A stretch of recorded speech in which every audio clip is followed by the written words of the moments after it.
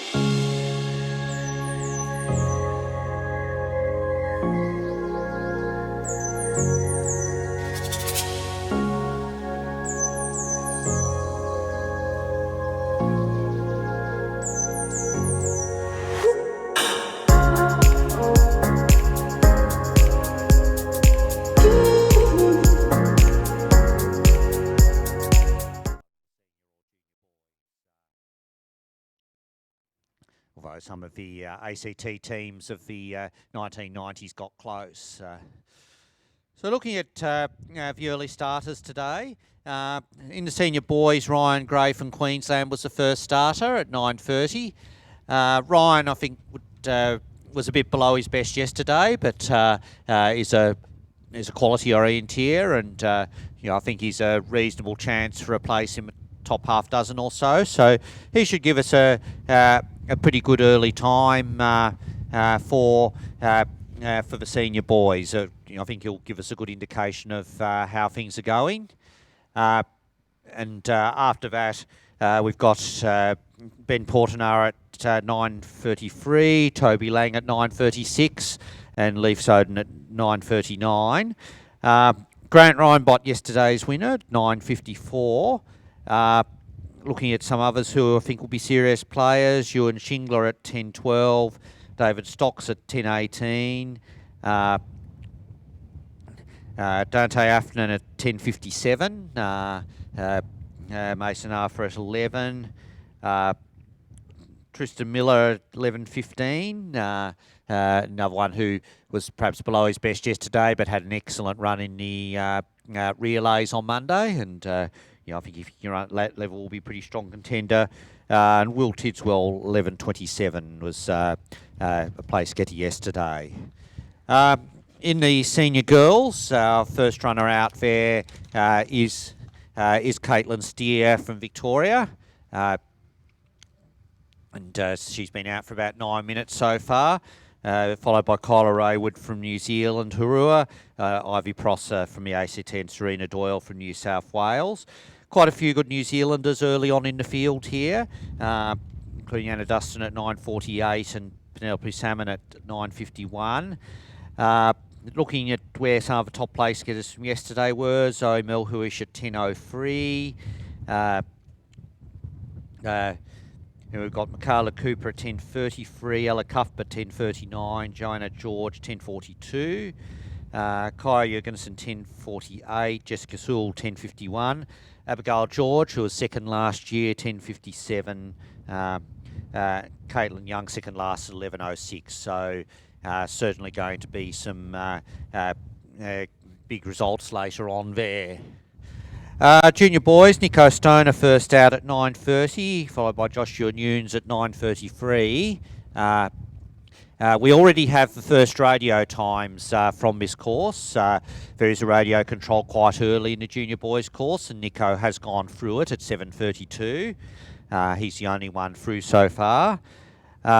But looking at the start list, big field here. But the contest we're really keeping an eye on here is Toby Casalato, who was second Australian yesterday at 9:57, followed 3 minutes by Alvin Craig, who was a convincing winner yesterday. And I think there's a pretty good chance that both of them will be in the placings today.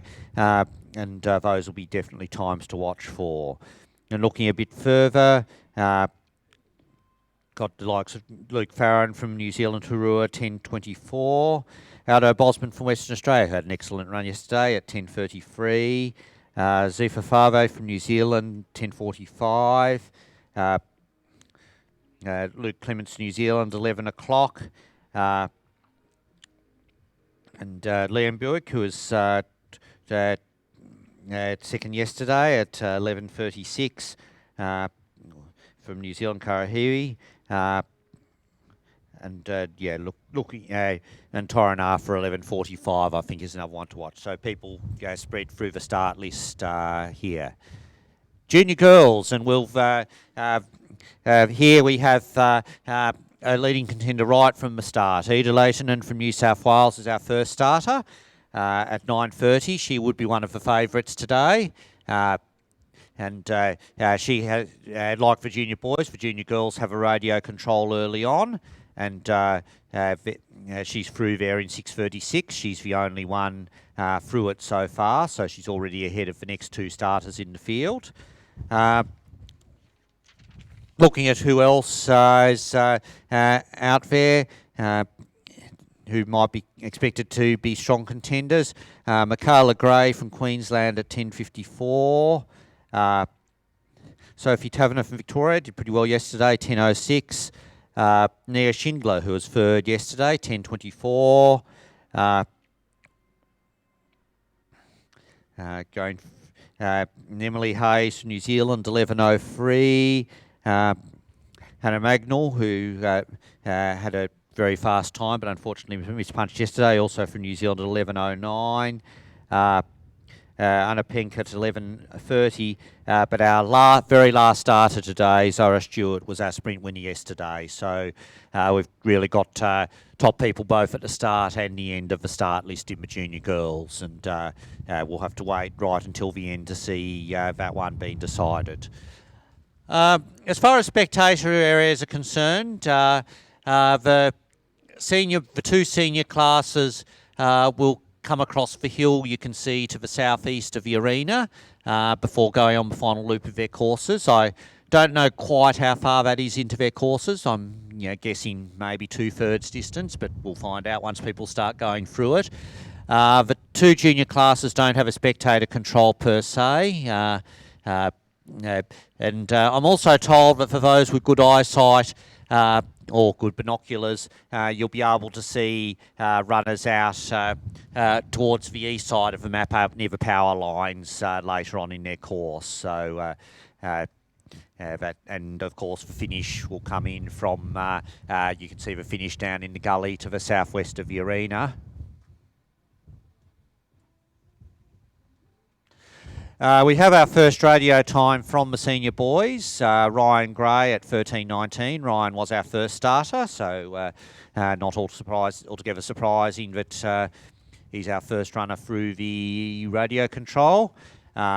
No radio times yet for any senior girls, but yeah, we did expect that radio is a bit further into their course, so I think it'll probably be a while before we see any of them. But we do have a few more junior boys radio times here. And the junior boys, Oscar Johnston has gone through 53 seconds behind Nico Stoner, so he moves into second place. And Oscar has gone through Joshua Nunes of Queensland, who's through the radio at 11:49, 4:17 down. So already starting to get a little bit of information from the junior boys. Still no one other than Ida Leitonen through the junior girls radio control. So that means she has already got a faster time on the board than the next three starters in that class will have. And it'll be interesting to see what else comes through in that class.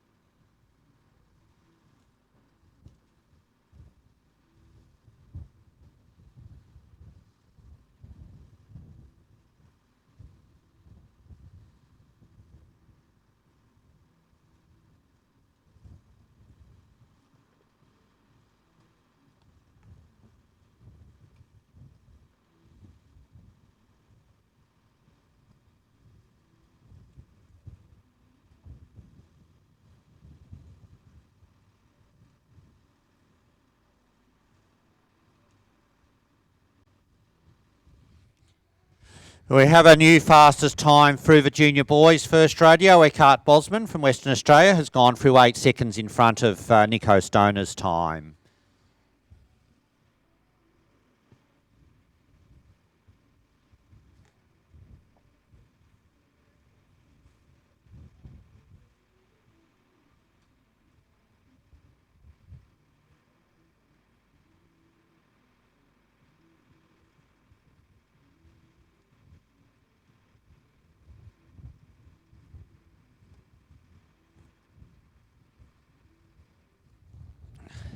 Still Eda Leighton, the only one through the first radio in the junior girls, and still Ryan Gray, the only one through the radio in the senior boys. So both of them have got faster times on the board than those runners immediately following them, and we still don't have any senior girls through.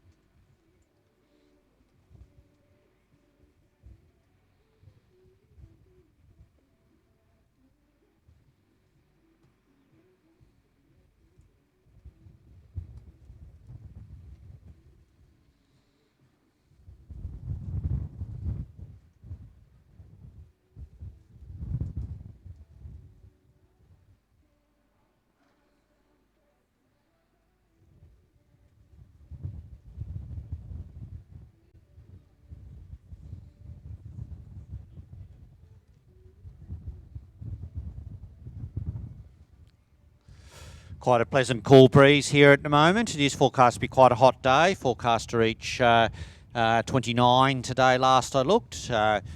It's quite pleasant running weather at the moment, but we'll probably get pretty warm for those later in the day.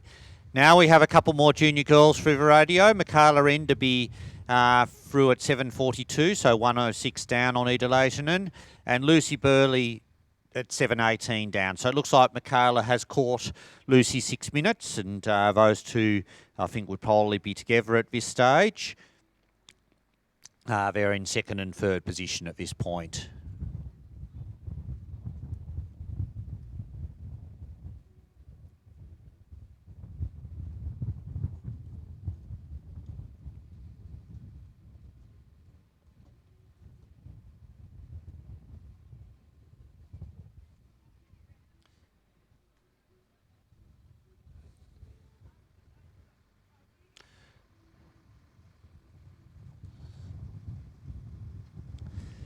TV screen's also showing Ella Rogers as having gone through the first radio, which is not showing up on my screen, but it's showing up on the big screen, so I'll take their word for it.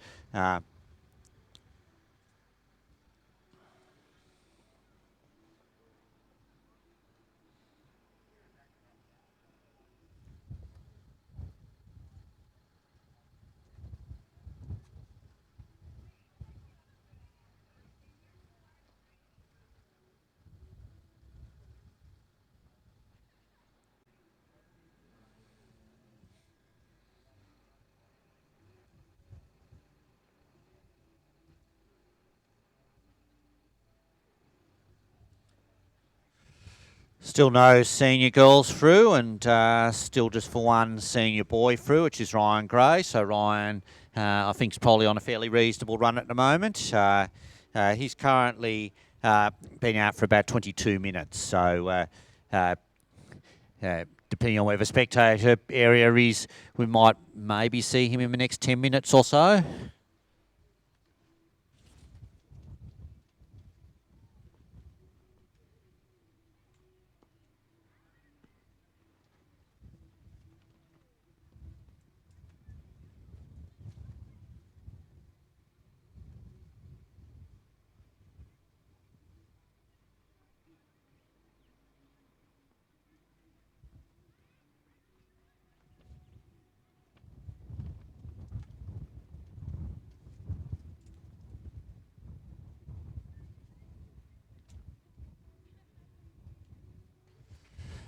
And we have a couple more through the senior boys through the radio. And Leif Soden's on a pretty good run. He's through at 13.31, so just 12 seconds down on Ryan Gray, and he's caught Toby Lang from the ACT, who's through at 16.48, 3.29 down. So they move into second and third.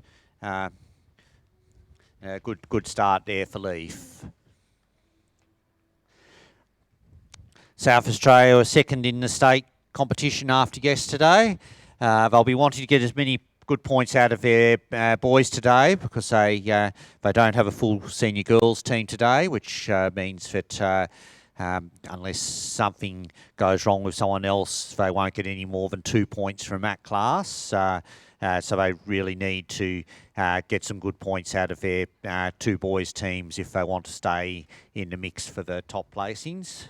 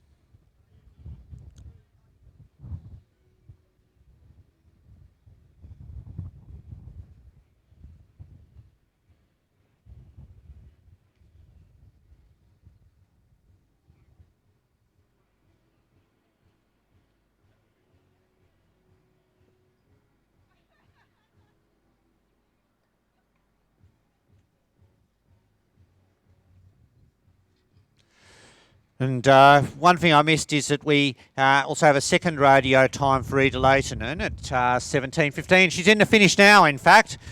So it's our first finisher of the day, and the times are going to be obviously going to be pretty quick. We've said early on that Ida was probably going to set an early benchmark for us, and she's certainly done that because she's through unofficially in about 26.25. So obviously the first finisher, so she'll go into the lead. But I think that that's a time that's going to take a lot of beating, I think, and it would not surprise me if we've already seen our winning time today. But obviously there's still a lot of people to come. But that's an excellent time. 26.25 is the time there for Ida.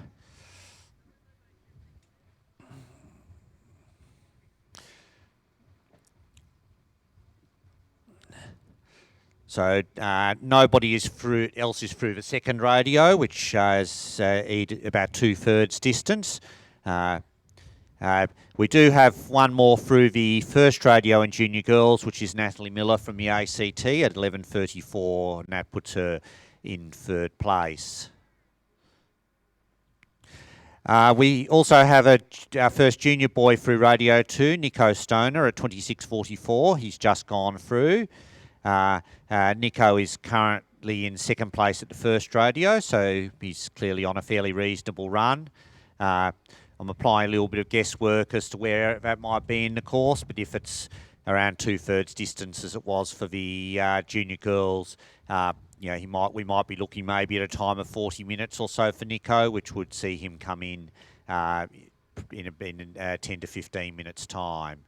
Ben Portenar through Radio 1 in the senior boys at 23.11 currently puts him in fourth place.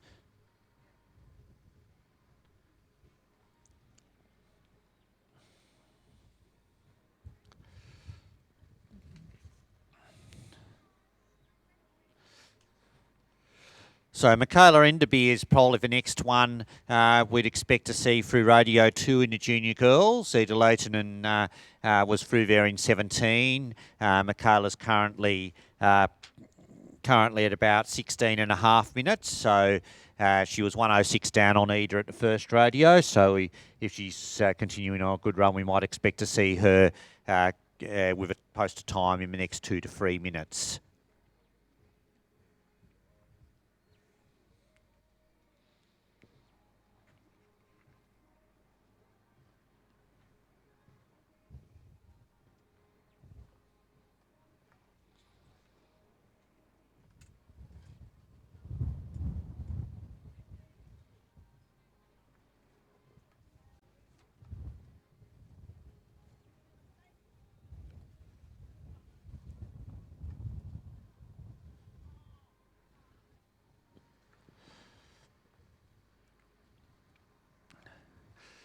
Still just for 4 showing us having come through the first radio in junior boys. Actually, I lie because there are just a couple more who've come through. Riley Kerr moves into 3rd place there at 8:11, 47 seconds down. And Josh Robards also through in 5th place, 3:45 down. So they're on the board. We think we may not be picking up all of the for runners at this first radio. So just because your runner hasn't been called doesn't necessarily mean that they're wandering around in circles somewhere out on the map.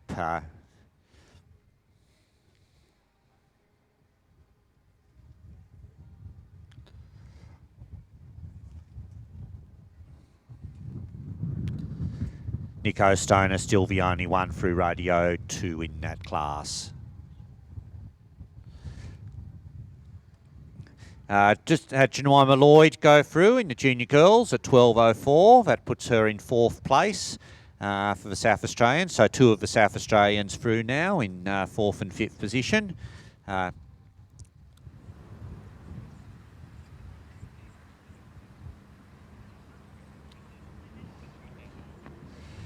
Still waiting for the first senior girls radio time, but as I've been saying, that radio control is much further into the course for senior girls than it is in most other classes.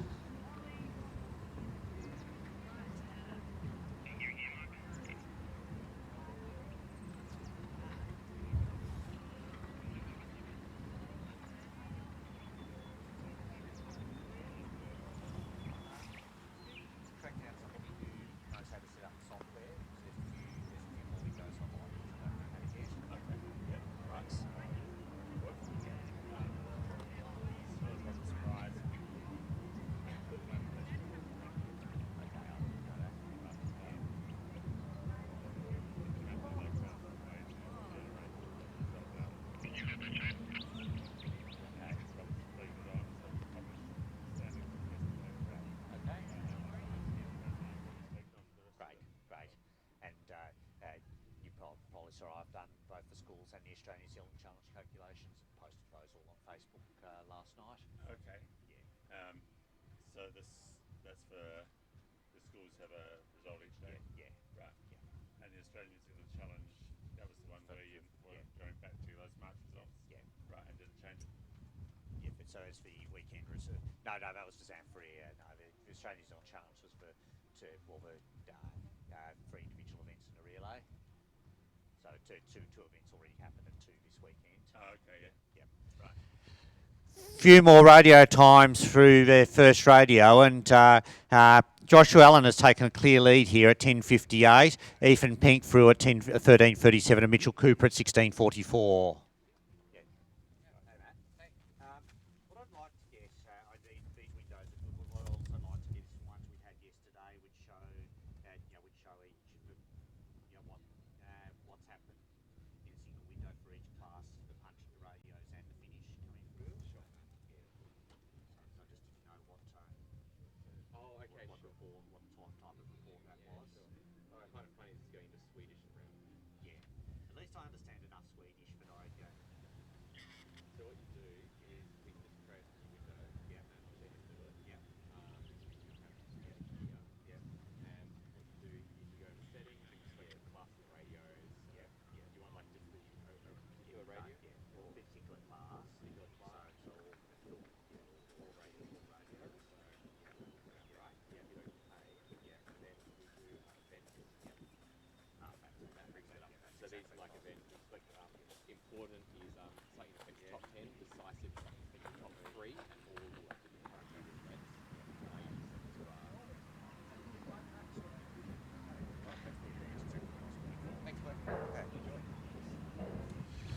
Okay, so we just had Ryan Gray through the second radio at 33.23. He's the first through that radio, so he's fairly obviously in the lead. But we know Joshua Allen has gone to the lead at Radio 1 and is 2.21 in front of Ryan Gray at that stage. So Ryan on a pretty good run there.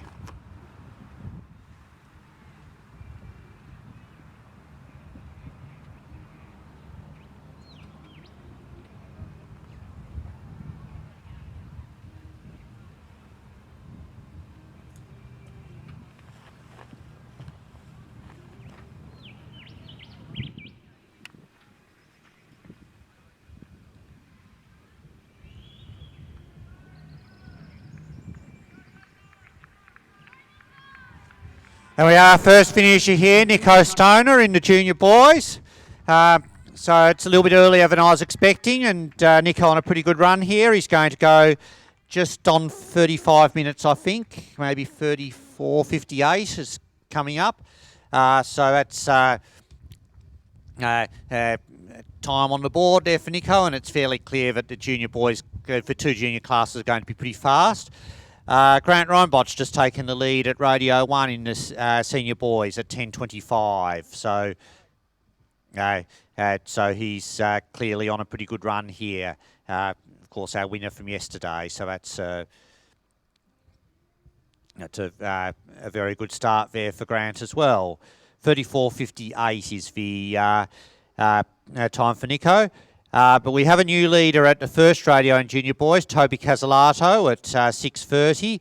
And we're probably not too far away from seeing Alvin Craig either. We also have Oscar Johnston as our second through Radio 2 there. He's 1.43 down on where Nico Stoner was at that stage. And it's probably only about 6 or 7 minutes to the finish from there based on what Nico's done.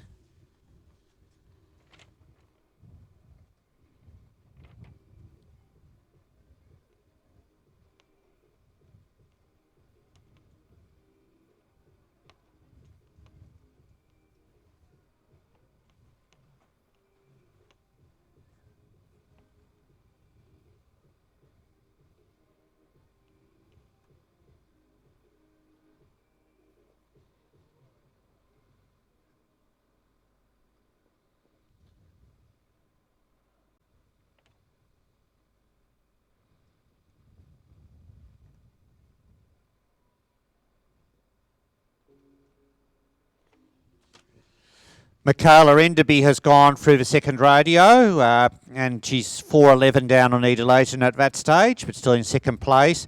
And Michaela Gray has gone through the first radio, but has lost quite a lot of time in the early part of the course. She's currently 5.46 down at that stage, so I'd say must have made a fairly significant mistake in that first part of the course.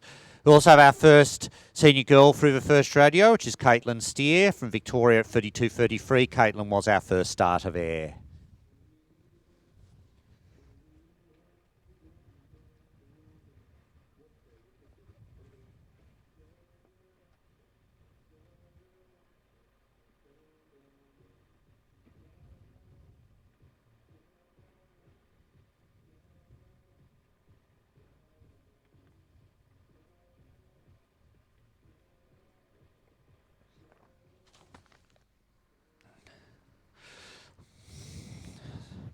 So in the junior boys, Oscar Johnston started 6 minutes after Nico Stoner. So Oscar currently on about 32 minutes, so would need to get there in the next 3 minutes to beat Nico, but was 1.43 down at the last radio, so it's a lot to make up in the last part of the course.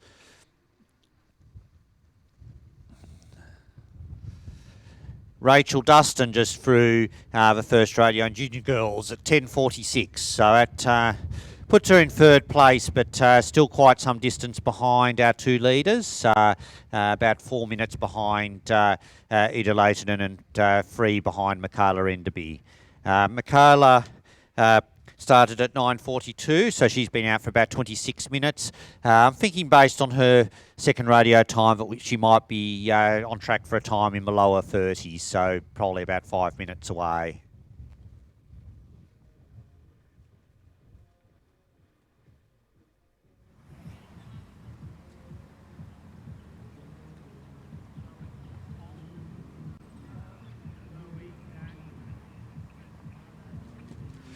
Kyla Raywood through the first radio in senior girls from New Zealand Hurua. She goes through in second place, 2:36 behind Caitlin Steer. So looks like Caitlin's made a fairly reasonable start there.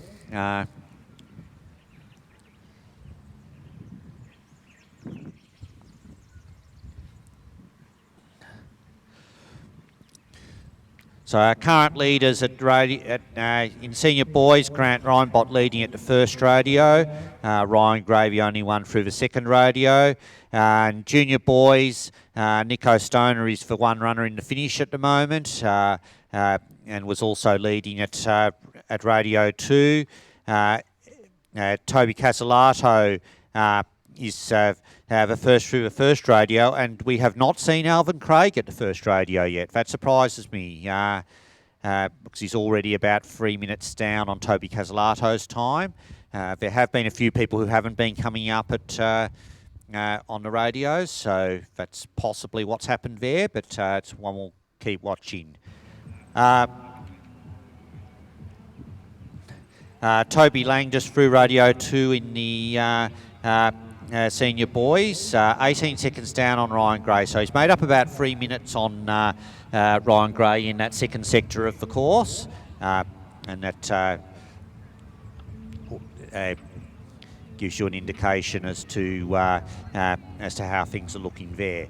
Natalie Miller just through the second radio in junior girls, currently in third place at 25-21.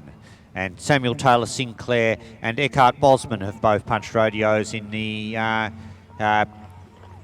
junior boys. Samuel Taylor Sinclair is in second place at 7:07. Still no sign of Alvin Craig on my sheet there, and it looks like the cameras have got Toby Lang. Okay, I'm just told the trackers have got Alvin going through the first radio, so he obviously hasn't been picked up by the radio. Eckhart Bosman, who was leading through the first radio for a while, has gone through the second radio but has lost time on that part of the course. He's now in third place, 4:41 down on Nico Stoner. Ryan Gray has just gone through the third radio, so he's still on track for it to be our first finisher across the line there. We also have a new leader at Radio 1, Laura De Jong from Queensland, in the senior girls, has gone 3:49 in front of Caitlin Steer's time. Few more from the junior girls. Sophia Toes from New Zealand Hurua has gone through in second place, 1:04 behind Ida Lajan and just behind Michaela Enderby. And Ella Rogers, though, has just gone through, and I just thinking we haven't seen Michaela Enderby yet, but Ella did start somewhat before Michaela, and she'll move into second place here for now as our second finisher, and looking at a time of around 39 minutes there for Ella, 39:25, and she moves into second position at the finish.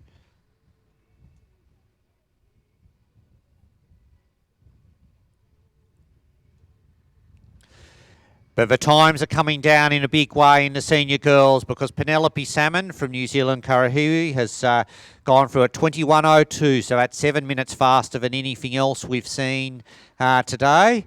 So Penelope on a very good early run. But we have a new leader at the first radio in the junior girls, so Ida's not going to have it all her own way, because Sophie Taverner has come in 2 seconds in front of Ida at the first radio. Still very early days, but that suggests Sophie's on a pretty good run. Top 10 results for Sophie, both in the long last year and the sprint yesterday, so she's someone we'll be watching out for. And I think this may be Oscar Johnston in the finish. It is. So he's going to come in second here in the junior boys, about 3 minutes down on Nico Stoner. there aren't that many people out there currently on faster runs for Nat, so this is shaping up as a reasonably solid time here for Oscar, I think. He's currently second at the second radio and will come in at a time of about 37.45 unofficially. 37.46 there for Oscar.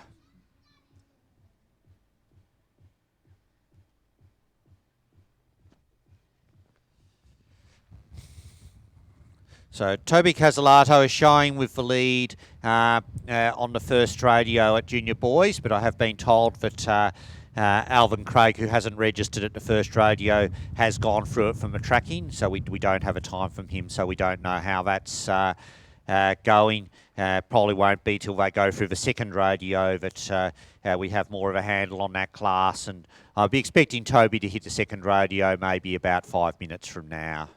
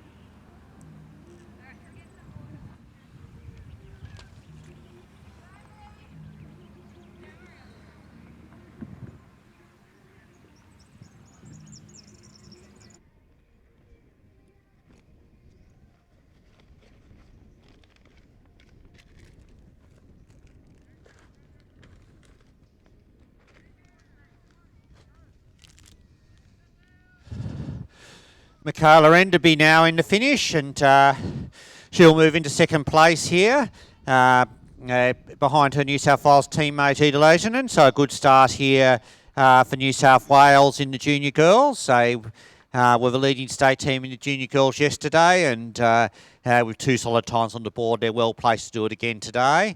Michaela is going to do about just over 34 minutes, so that puts her about 7.5 behind Ida Leisinen, but we know Ida has had an excellent run. Also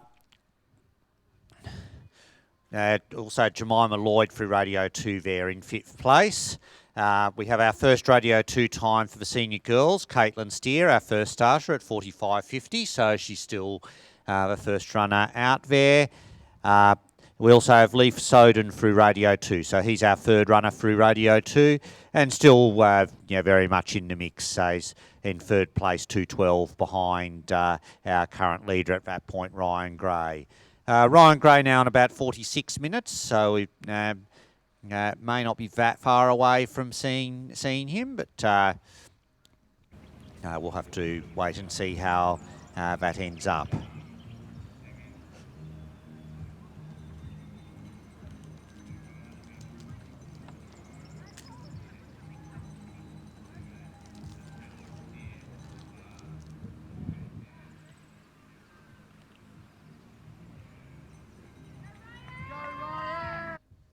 Looks like Ryan is in the finish. Ryan Gray just punched for last control, so he'll be our first finisher here in the senior boys. He's looking for a time in the 47, so it's I think it's a pretty solid run here for Ryan. Lost a little bit of time on the second sector by the looks of it, but still a good solid time here. And we'll do in the 47s. And our first finisher here in the senior boys, 47.50. He is currently in the lead at the second and third radios, so that time's probably going to stand up for a while. A few other times through while Ryan was finishing. Amy Cullum through the senior girls, first radio in third place at 32.09. Penelope Salmon continues to have a very clear lead there, 7 minutes clear of Laura De Jong. And we also have Tenzin Johnson through the first radio in the senior boys in 6th place, 4:27 behind.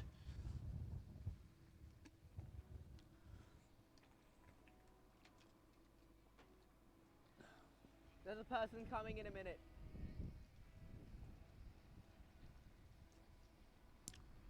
Ben Portanar also through Radio 2 in senior boys, in currently in 4th place.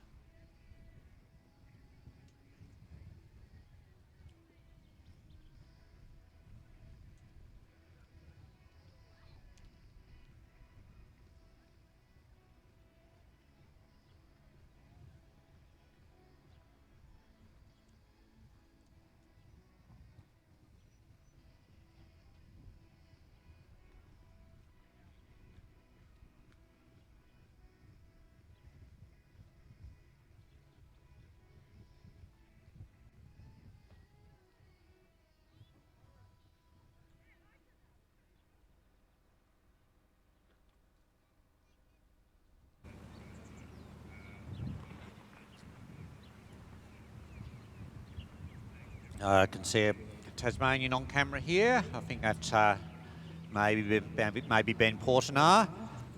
But we have Alvin Craig has taken the lead at Radio 2, so he has overtaken Toby Casalato in the Forest. Currently on time 19:35. In fact, Toby Casalato is also through. So those two are together. They are first and second. They're 7 and 4 minutes ahead of the time that Nico Stoner went through, respectively. So it suggests that Alvin's probably also on track for a time in the mid-20s. We should see him in the next 5 or 6 minutes. We also have a new leader in the senior boys, Ethan Pink at Radio 2, 1:21 in front of Ryan Gray, so he's had a good second sector. Michaela Gray through Radio 2 in junior girls. She lost quite a bit of time early. Her second sector has been better and she remains in 5th place at that point. Do you mind just announcing that a couple of times? You know, like now and then an hour's time and so on. Thanks so much.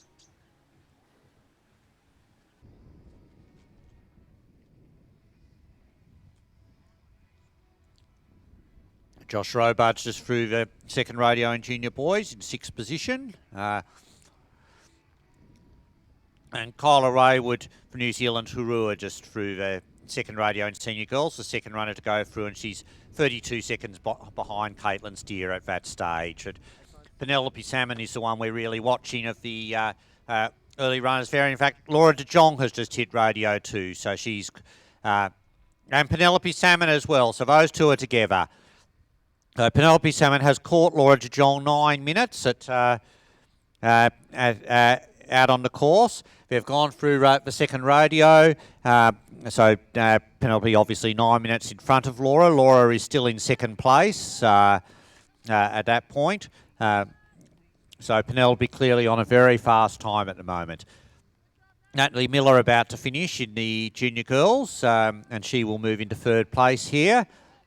She's made up some time on the later part of the course and is on track for a time of around about 37 minutes there for Natalie, which will move her into 3rd position for the time being.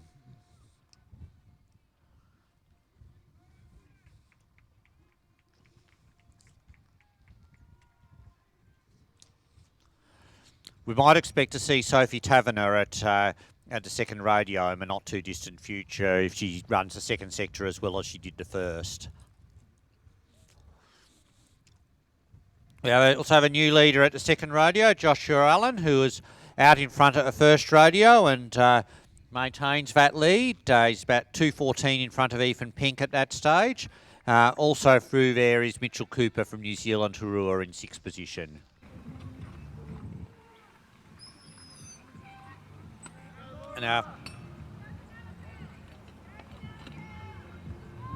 And Joshua Nunes from Queensland coming through. So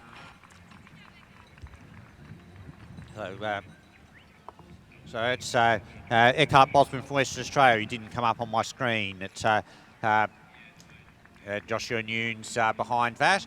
So Eckhart Mosman, the faster of those two, he moves into third place at 44.15. Joshua Nunes will be just over 50, so we'll move into fourth in that class. Nico Stoner remains our leader there at 34 minutes, but I suspect not for very much longer with Alvin Craig and Toby Casalato set to finish in the very near future. Anna Dustin has just gone through Radio 1 in senior girls, but has dropped a lot of time early on. She's in sixth place and 14 minutes down on Penelope Salmon at that stage. And Alvin Craig's just been picked up on camera, so I think he's very close to coming into the finish now. Alvin currently on a running time 24 minutes, so Nico Stoner currently in the lead with 34, but we're thinking Alvin was probably on track for something around about 25. I can't see Toby Casalato there, so Alvin appears to have dropped Toby in the last part of the course.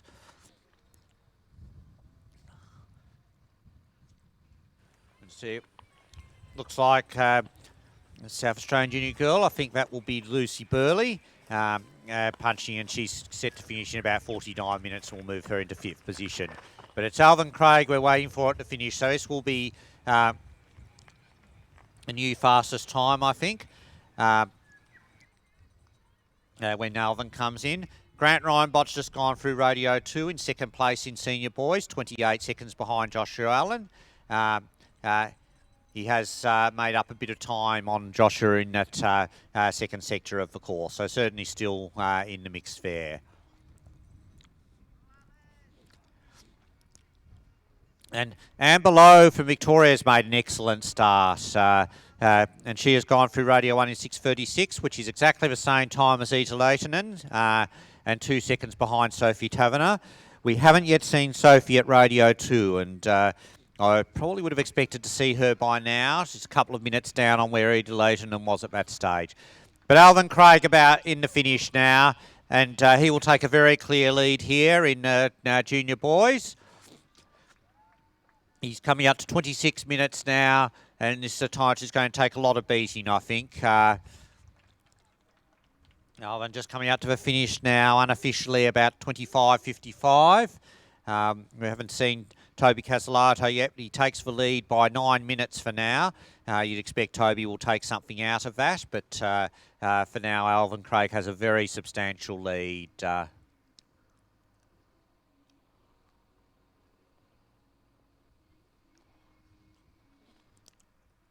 John Steer for the first radio in junior boys in 9th place at the moment.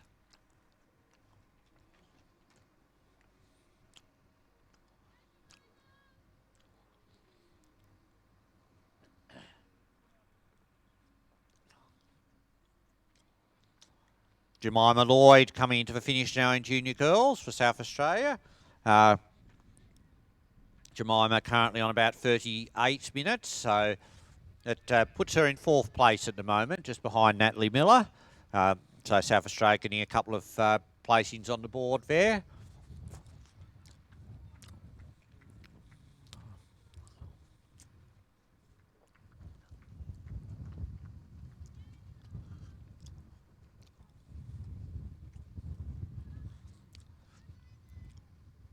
And Toby Lang finishing in the senior boys. So he's going to move into 2nd place here, our second finisher.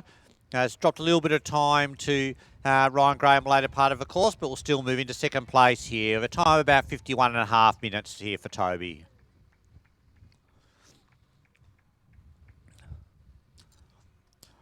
Still haven't seen Toby Casalato, so that has Alvin Craig has clearly pulled out a lot of time on Toby in the later part of the course, but Toby still has quite a bit of time to, if he wants to get into 2nd position, with Alvin Craig currently holding a 9-minute lead. I'm pretty sure. It looks like Toby Casalato finishing now, so he's going to move into 2nd place here. He's currently about 5.5 down on Alvin Craig, but will still move into a clear 2nd place ahead of Nico Stoner, who will drop down into 3rd position.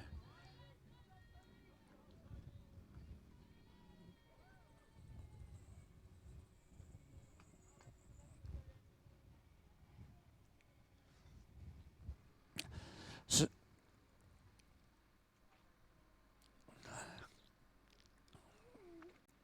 Garbellini just threw the first radio in a pretty promising time, 6:52, so just 20 seconds or so down. Sophia Toes from New Zealand Harur also threw radio 2 in the junior girls in 4th place, but quite a way behind the current leaders. Toby Casalato, 31.24 there, so 5.29 behind.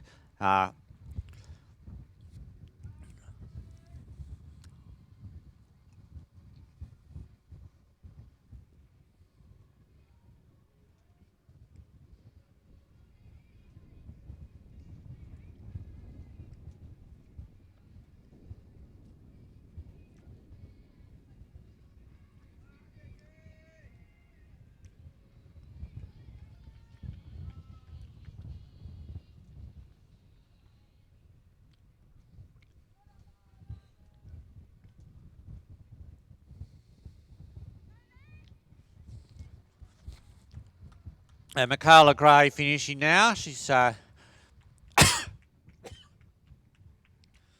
up a bit of time over the last part of the course, and we'll move into 3rd place here, at least for a time being. Also finishing Josh Robards in the junior boys, and he will move into 5th position. And just behind that,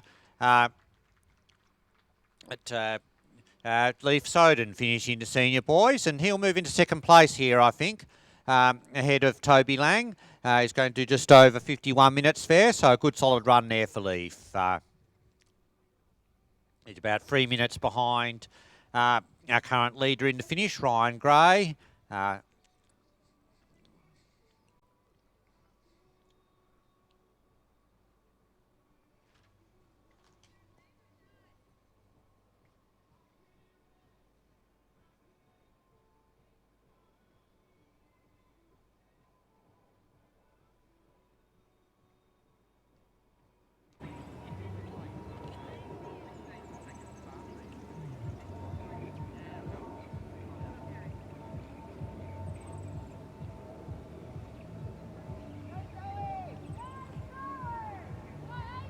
Can see Amy Culham from New Zealand going across the spectator area at the bottom of the arena.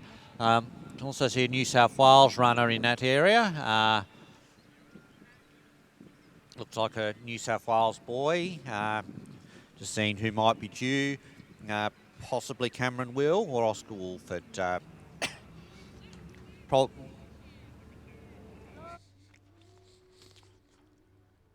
Just a few other, won't be Oscar Wolford because he's dropped quite a lot of time in the first part of the course.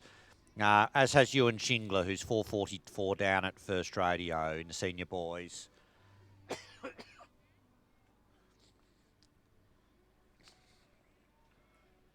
Another finisher in the junior boys here, and this will be Riley Kerr from Tasmania, finishing a time of about 41 minutes, and that I think puts him into 5th place at the moment.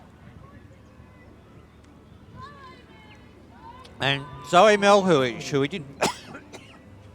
didn't get a first radio time for, has taken a clear lead of a second radio, 2:24 in front of Penelope Salmon. So Zoe on a good run here. We haven't seen Penelope in the finish yet, and she's currently on time about 41 minutes. So we have no finishes yet in the senior girls, so we don't really have an indication of how long the last part of the course is.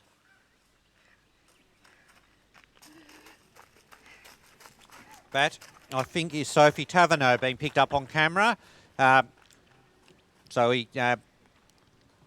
She's not too far from the finish now. We didn't get a time for her at the second rodeo, but she's clearly on a very competitive time. She's run out of time to beat Ida Leitonen into the finish, but I'd say she's probably looking at second place there. You also see Zoe Melhuish on camera at the moment.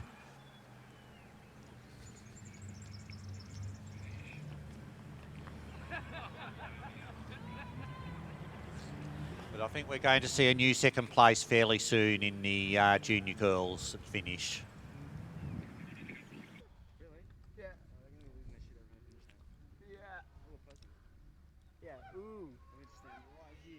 you. No, Alex. I'd say Sophie, Sophie has been sighted, I think.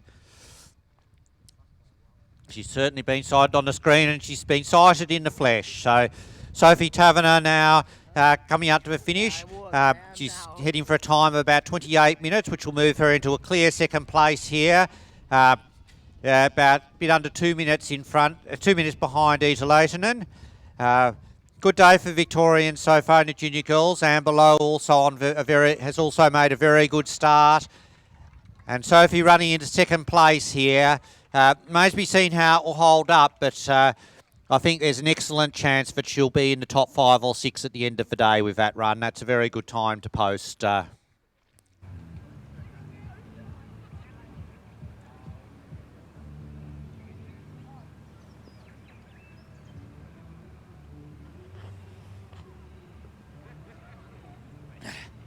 Now we've got our first 2 senior girls in the finish, I think.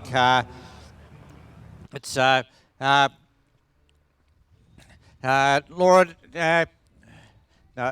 No, we don't. It's Radio 3. They must have a Radio 4. But we've got Rachel Dustin in the finish from New Zealand, and she'll currently tracking in 6th place here. But Penelope Salmon and Laura De Jong have gone through Radio 3 in the senior girls. They are both still together, which means Penelope is still 9 minutes in front. And they've gone through before anyone else in the field, which obviously means they're in front of everyone who's been before them. And I think we're about to have a new leader in the senior boys. Joshua Allen in range of the camera, and we know that once they're in range of the camera, they're not too far away. The current leading time in the senior boys is Ryan Gray at 47.50. So Joshua Allen has 3 minutes to get in ahead of that, and that should not give him too much trouble. But he may not hold the lead for terribly long because Grant Reinbott has just gone through Radio 3 and he's regained the lead over Joshua Allen, who's a few seconds behind at Radio 2, but he's now 1:15 in front. Also through one of the people we think is a strong contender today, David Stocks at Radio 1. He's gone through in 3rd place, a bit under 2 minutes behind. So that's a solid start there for David. Ben Portanage's finishing, moves into 4th place in the senior boys at 63 minutes. But it looks like we've got a bit of a bunch happening here in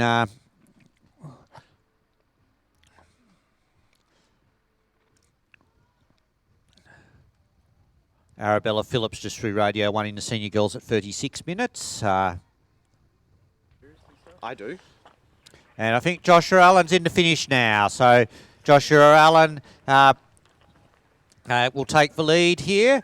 They did lose a little bit of time in the last bit of the course, I think, but he's going to take the lead nonetheless. 47.50 is what he's chasing. He's just ticked over 46 now, so he will do that pretty easily. And Joshua Allen, our new leader in the senior boys, and his time looking very competitive all round. 46.22 unofficially there for Joshua. It's a tough finish shoot for those who've done the long course. And we're about to have our first senior girls finisher. Must have been missed by some of the earlier radios. Kyla Raywood from New Zealand Hurrah. So she's going to do a time of about a bit under 65 minutes. So she posts the leading time for the moment, but won't be for terribly long because her teammate Penelope Salmon is on a fast time.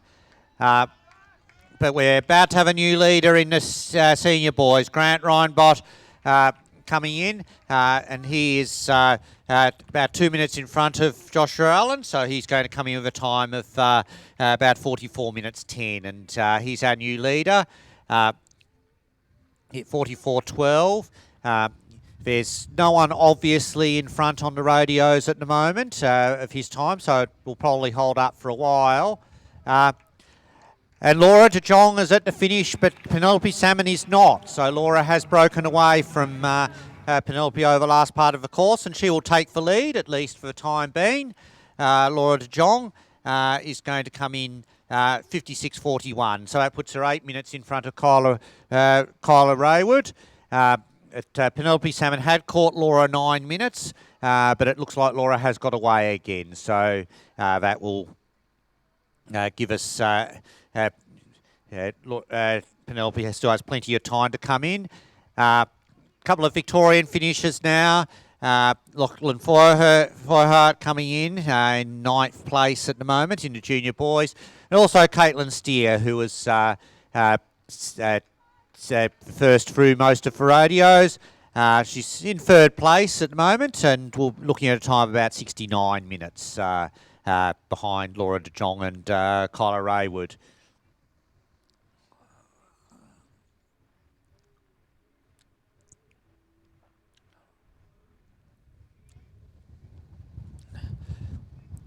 William Davey just through Radio 2 in the senior boys at 9th place. And Ryan Moore in senior boys through Radio 1 in 9th place. But Aldo Bosman's also got off to a good start in junior boys. Currently in 3rd position at 6.28. We do have Owen Craig's time there now after download at 5.39. Mitchell Cooper from New Zealand Harua coming in about 55 minutes to run him into 6th place. So Aldo Bosman started well in the junior boys, but yeah, pretty early days in that course yet. As yet.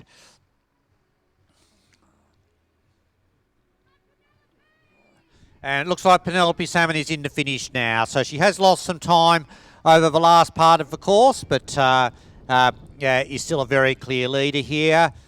She's heading for a time of probably just on 50 minutes, which will put her about 6.5 minutes in front of Laura De Jong.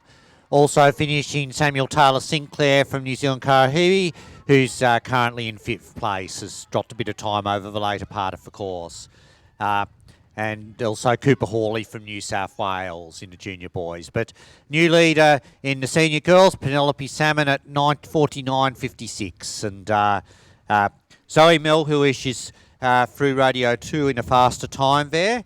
And Zoe, just checking a current running time for Zoe. Zoe has been out for about 38 minutes. So we're thinking Zoe might be on track for something in the mid-40s maybe.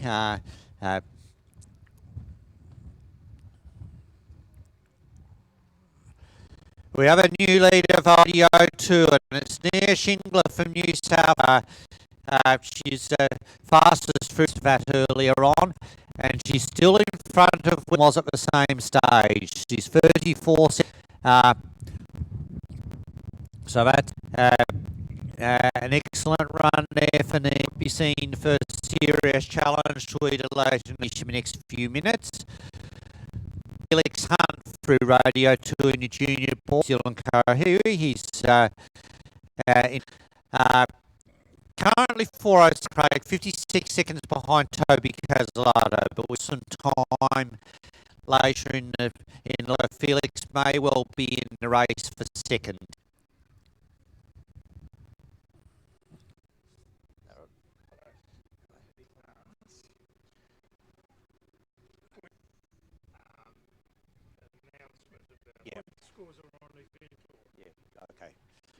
Couple of Riverina Run announcement. If you want to book a start time block, you can registration tent and potentially save yourself for queues later on. Also, Riverina Run point scores can be found on events. So if you click on the day's event under the multi-day obvious link, and you'll be able to find the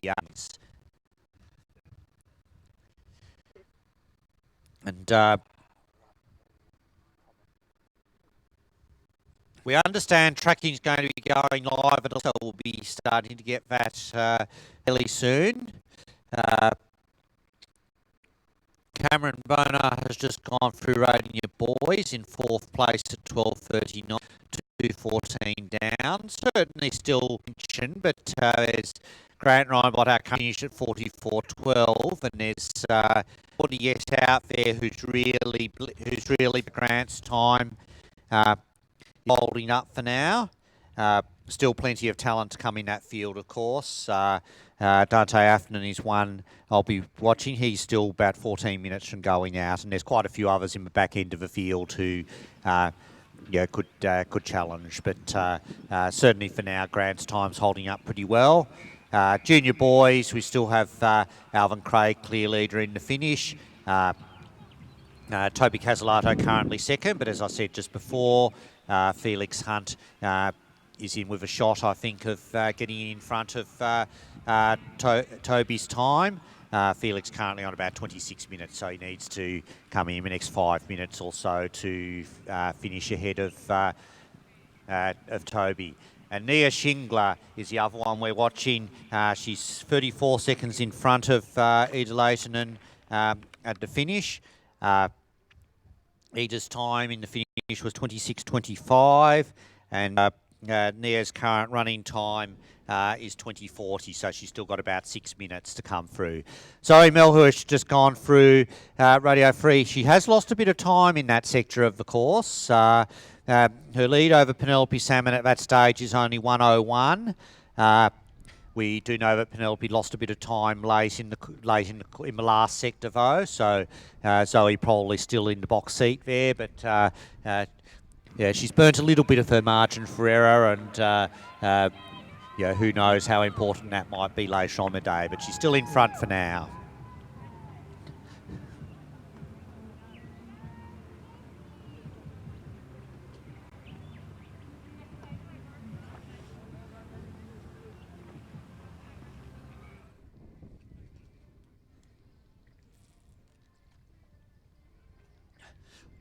Oscar Miller just through the first radio in junior boys at 6:53, so a decent start there for Oscar, currently in 5th place at that stage.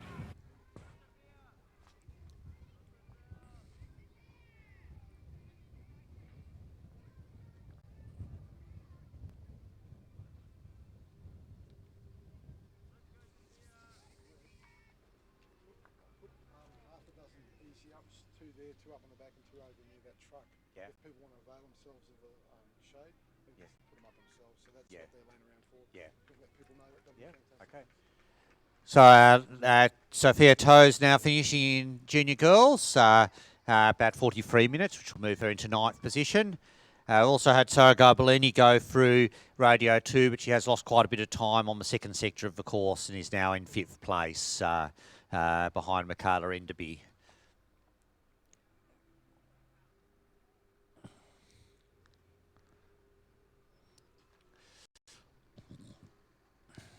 There's a few extra shade shelters sitting around the finish area which haven't been erected but are available for anyone to put up if they want to get themselves a bit of extra shade. It's starting to become a reasonably warm day. Eleanor McLean just through Radio 1 in senior girls, 28-29. She's in 3rd position at that stage, quite a way behind our two leaders, Zoe Melhuish and Penelope Salmon, but certainly still in the mix. But we're about to see Zoe Melhuish in the finish, I think. Ethan Penk's just coming into the finish now, currently in 7th place at about 59 minutes. Max Grivell, also from South Australia, has gone through Radio 1. But so has Blake Reinbott, and Blake Reinbott has taken the lead over his brother at Radio 1, just 9 seconds in front. So very promising start there for Blake. But Zoe Melhuish is the next one we're going to see. 49.56 is the leading time at the moment, and Zoe currently coming up to 45 minutes. And we know that once runners are in camera range, they're within a couple of minutes of the finish. So it does look like it's going to be a lead here for Zoe Melhuish.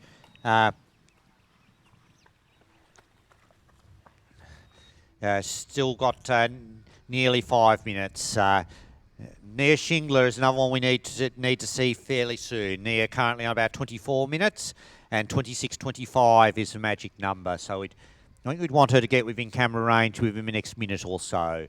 Although the camera's, of course, focusing at the moment on a likely new leader in the senior girls, Zoe Melhuish.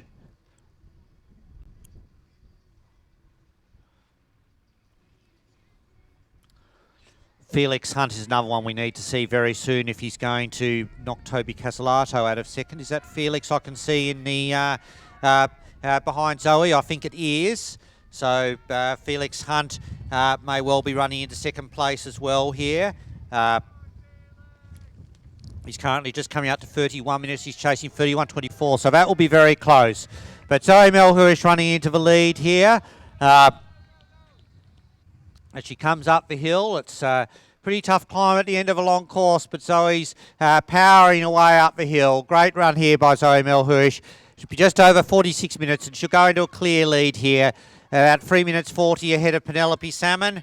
And Felix Hunt, I think, will go into second. Just waiting on an official time there, but I get him at 31.20. That will just squeeze out Toby Casalato for second place by 4 seconds. 31.20 there for Felix Hunt. 46.15 the time for Zoe Melhurish. David Stocks has just gone through Radio 2 and is still right up there. 31 seconds behind Grant Reinbott at that stage. So he's definitely, if he finishes well, he could definitely be with a shot of getting into the lead here in about 12 or 13 minutes' time. Yeah. Yep. Yep.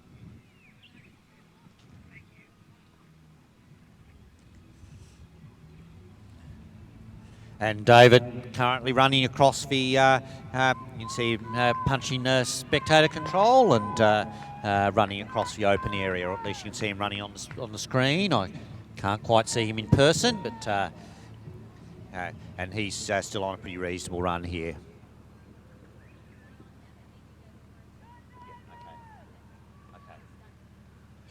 Okay, remaining school start. We've got Nia Shingler in the finish, but she has lost time on the last part of the course. She will not overtake Ida Leitonen.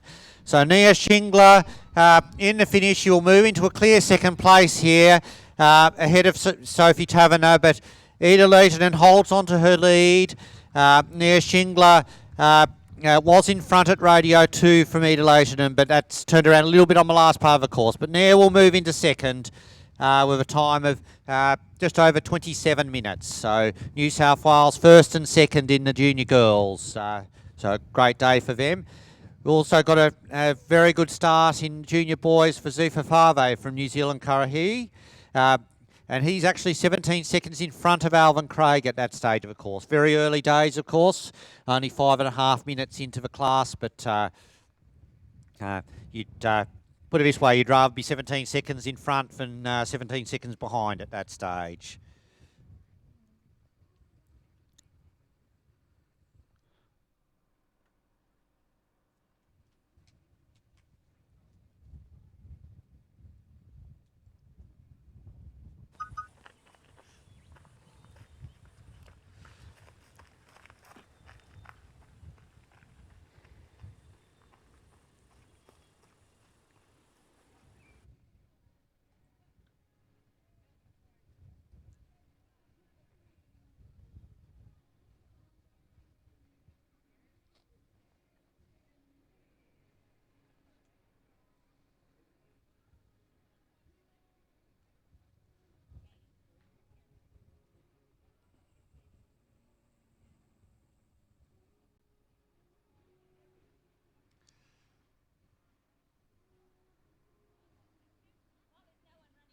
Yep. Yep. Yeah, so just a reminder for the remaining starters in the school. So they need to be in the quarantine area by 11 o'clock. Where that's about 8 minutes away. So you need to start moving up there now. Anna Dustin coming towards the finish, looking at about 65 minutes there for Anna. We've got a few more radio times in junior girls. Jessie Fave from New Zealand through in 4th place at Radio 2, and Rani Brendan from Queensland in 5th place at Radio 1. Neither of those are in contention for first 2, but may be able to get into the top 4 or 5 if they have a good later part of the course.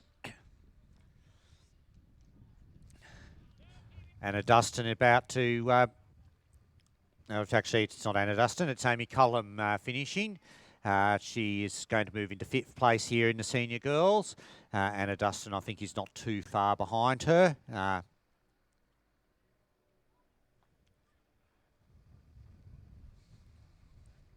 That is Adam Bateman, also from New Zealand in the senior boys, and he's looking at moving into 6th place in that class. With a time of about 54 minutes. Grant Reinbot's still our leader in that class at 44 minutes, but we know that David Stocks is on a pretty reasonable run. He's currently about 36 minutes, and we know that Grant Reinbot's brother Blake has made an excellent start at the first radio. So still a lot of water to go under the bridge before we see if Grant has made it a double this in this event.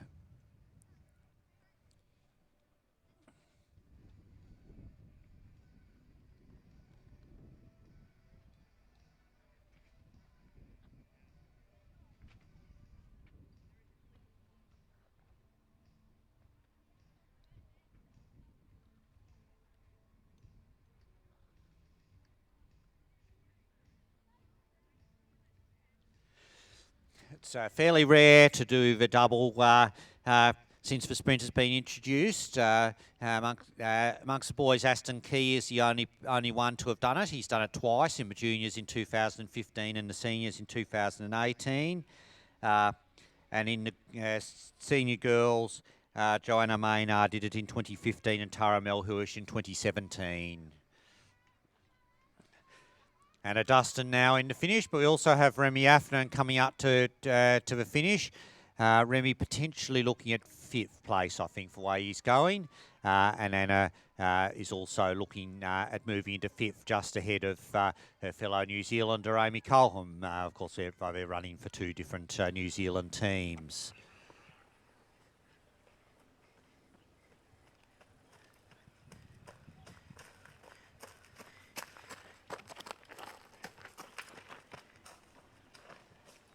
So Remy Afnan likely to run into 5th place here.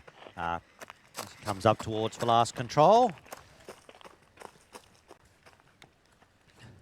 That will give South Australia free in the top 6 for now. I mentioned earlier on that South Australia and New South Wales actually dead heated in the team competition yesterday in the sprint. But South Australia certainly putting a decent score on the board early on in the senior boys and junior boys, and but New South Wales still have quite a few of their runners to come.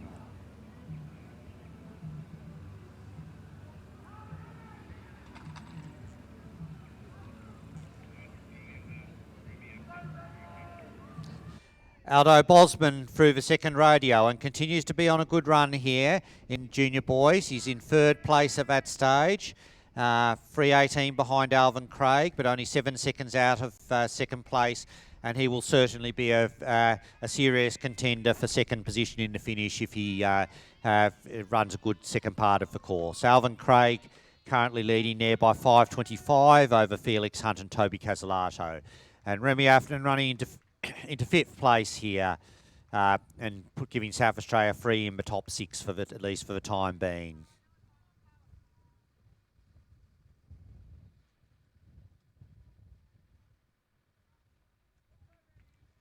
Also finishing there is one of the New Zealanders. I'm just trying to... That will be...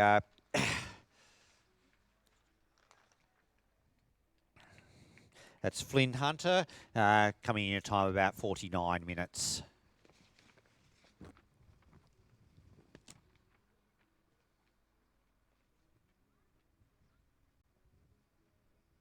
David Stocks just through radio free and in 3rd place still, 1:17 behind. That perhaps leaves him with too much to do to take the lead, but he's just 2 seconds behind Joshua Allen at that stage of the course.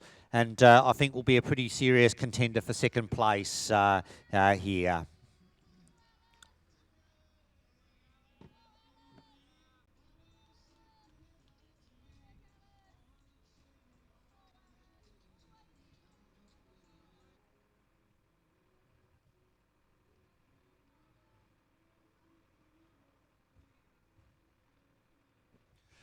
46.21 is for second place time in senior boys.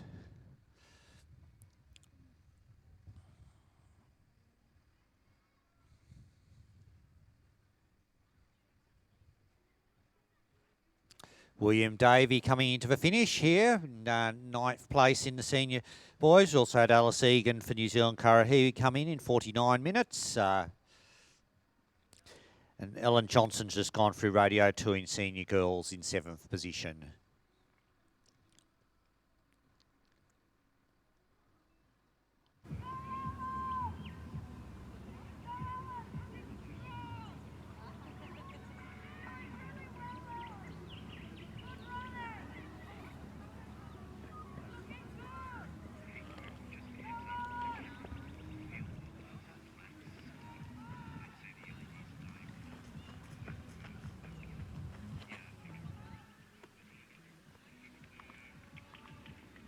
Couple more coming through the last control in junior boys. This is John Steer from Victoria and Paul Garbellini from Queensland. John Steer the faster of those two at about 48 minutes. Paul Garbellini about 54, and John moves into 11th position at this stage. Patrick Hayes from New Zealand Harua through Radio 1 in senior boys in 4th position, 135 down. So yet another time that's competitive without really blowing the field open. Dante Afnan, who's been out for 3 minutes now, is one we're watching here. Now it's 11 o'clock, so anyone who has yet to start in the schools and is not yet in quarantine should go there immediately. You've also seen us that we've got food and drinks available for, and the drinks van I think has been doing some good business with coffee earlier on in the day, and the South Wagga Lions Club will no doubt be doing good business with food later on in the day as people get back from their runs. So we have our first tracking now on the screen. Well, not for long, and we have David Stocks. David Stocks is in camera range, 43.25 for him. I don't think he can get into the finish in time to beat Grant Reinbott's time, which is 44.12. But Joshua Allen's time, I think, is very much in range here. So David Stocks probably about to run into second position here. Neve Kassa through Radio 1 in senior girls in 7th position. 10.48 down on the leaders, but certainly in range of 3rd place. But Ella Cuthbert has just gone into 3rd place at Radio 1, 1:37 behind Zoe Melhuish. So it's she's certainly very competitive at that stage. But so Sarah Garbellini finishing there, and she will be, I think, in 10th place in the junior girls. There's an ACT runner ahead of her as well, just trying to pick up who that was. Zoe Terrell, I think, who was a further 6 minutes back. Oscar Miller just through Radio 2 in junior boys in 5th place. But only 1:49 behind Felix Hunt, who's currently in second at the finish. So Oscar potentially heading for a decent time here, and that will be pretty important for the team result if he can get in for in the top 5 or 6. But David Stocks in the finish now, and David running into second position. He's going to go just over 45 minutes, so he'll be about a minute behind Grant Reinbott, but a minute in front of Joshua Allen. David Stocks running into second position here.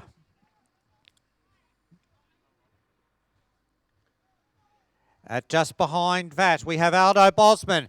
And Aldo Bosman will move into second place here in the junior boys. We thought he might be a shot of doing that after his Radio 2 time, and indeed he is going to.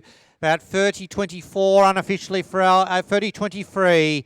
So 4.28 down on Alvin Craig, but a clear second place for time being for Aldo Bosman. And he was third Australian yesterday, but he's going to go a bit better. I think he's going to end up going a bit higher than his 7th place outright.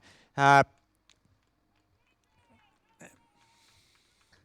just behind that we have senior boys, Tenzin Johnson finishing. We're just starting to see some tracking here from a replay of the tracking from the junior girls, I think. Now, I suspect we're going to see a bit of going round and round in circles here. It's, Oscar Wolford finishing for New South Wales here and moving to 9th place. So we can see here a couple of fairly significant mistakes at number 2.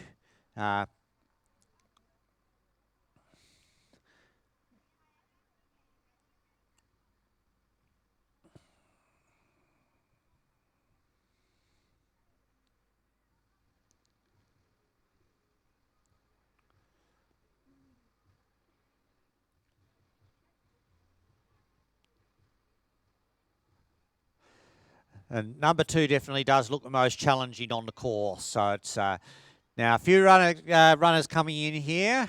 Some fast finishes here. We have Patrick Schultenager from the ACT. As a Victorian, I didn't quite pick up. And we have and I think we have Isaac Madden from Western Australia.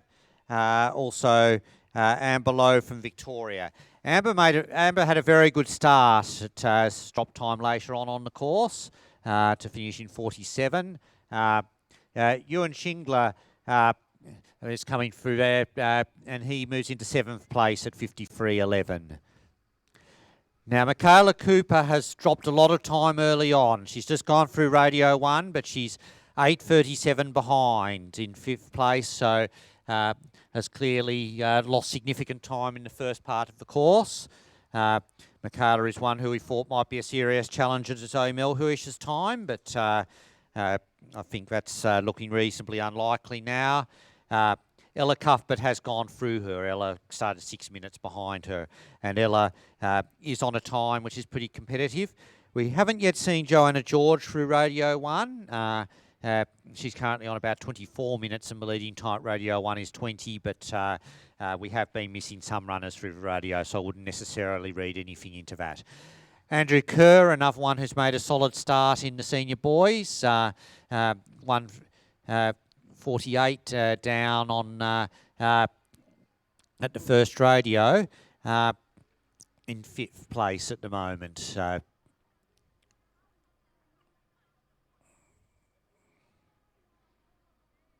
But we had a new leader at the first radio in the senior boys, and that's well, I was just going to say our new leader is Ayrton Shadbolt from New Zealand, but our new leader is Dante Afnan from South Australia, because Dante has got in with a faster time than Ayrton. He's gone through in 9:29. So these are our first 2 runners underneath 10 minutes at that first radio.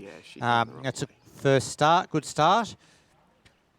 We've got quite a few missed punches coming up of recent finishes in the senior boys. I'm not sure what to read into that. Sometimes that when you get a bunch of missed punches, it could mean everybody's led everybody astray, or it can mean there's an issue of a control. So we won't read anything into that just at the moment.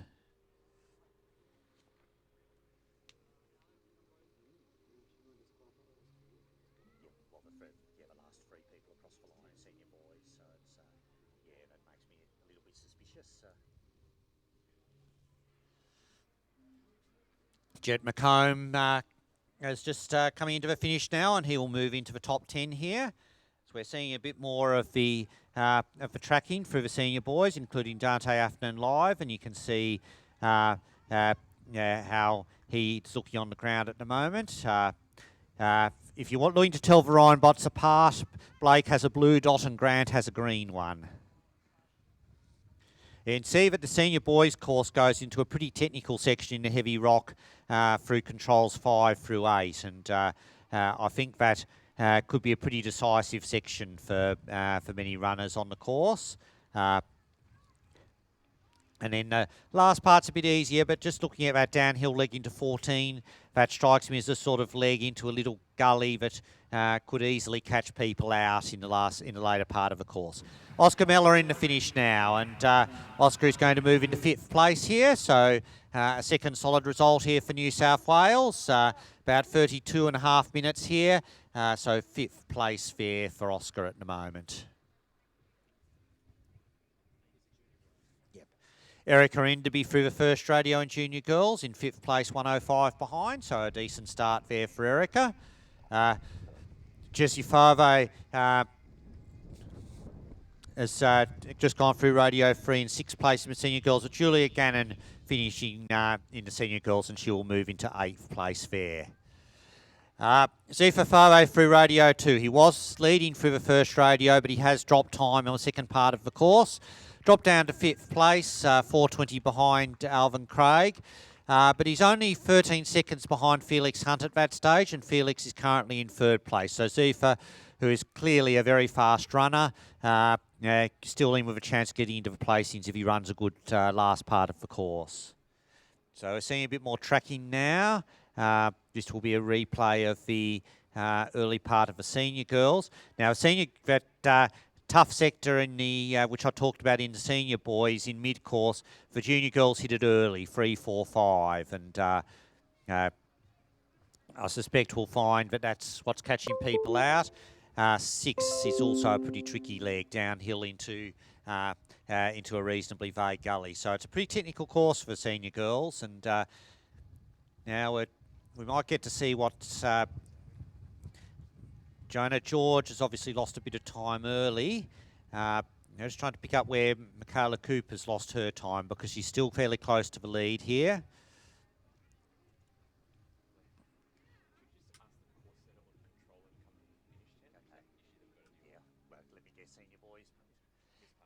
Could the course setter or controller come to the finish tent, please?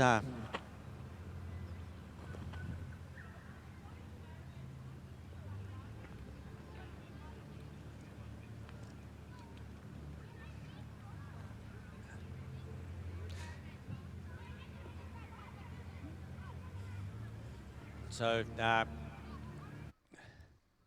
just looking at the replay here.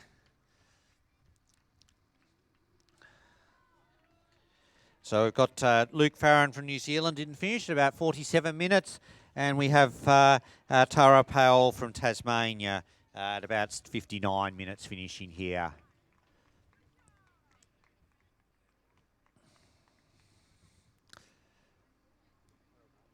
Yeah.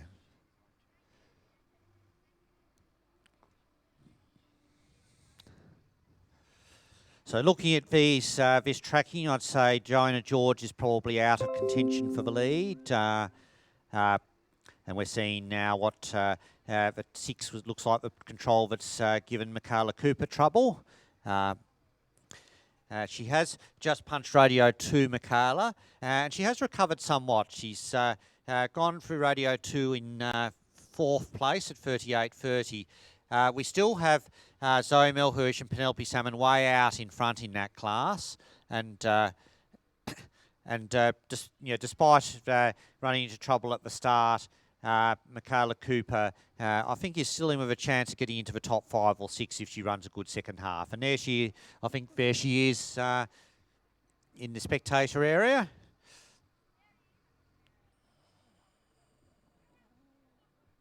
No, in fact, Sarabella Phillips coming in towards the finish in the senior girls at a time of around 72 minutes. We have Blake Reinbott is in front at Radio 3. So we 154 in front of his brother. That's quite late in the course, so we may well be seeing a new leader here fairly soon. Ryan Moore from New Zealand, who are also through Radio 3, but 12 minutes behind Blake, so won't be threatening the top placings there.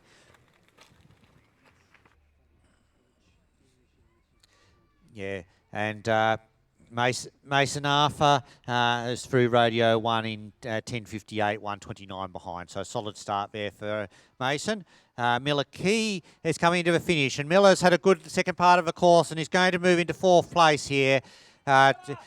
In front of Michaela Enderby, just behind Victorian teammate Sophie Taverner. So Miller Key coming into the finish about 31.29, moves into 4th place.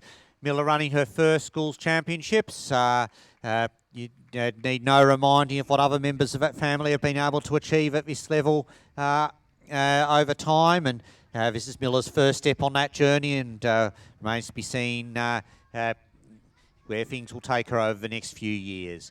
Justine Hobson through Radio 2 and Junior Girls in 10th place. We've got a few more runners coming in. We've got Western Australian Junior Girls. This will be Sasha Reeves from Western Australia, who and Ingrid Shelton-Agar from the ACT. Sasha, the faster of those two, and has done well to get round. I know she had a fairly significant injury coming into this event and didn't run yesterday, but looks to have got round today. Arabella Phillips also finishing there in the senior girls, and junior boys we have finishing Jack Reinbott from Queensland at about 47 minutes.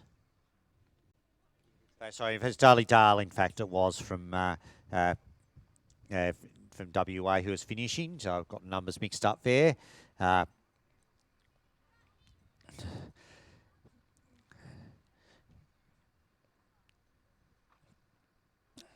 Still waiting for Zephyr Fave in the junior boys. He's currently on about 30 minutes, so he's probably run out of time to get second place. Can he get third?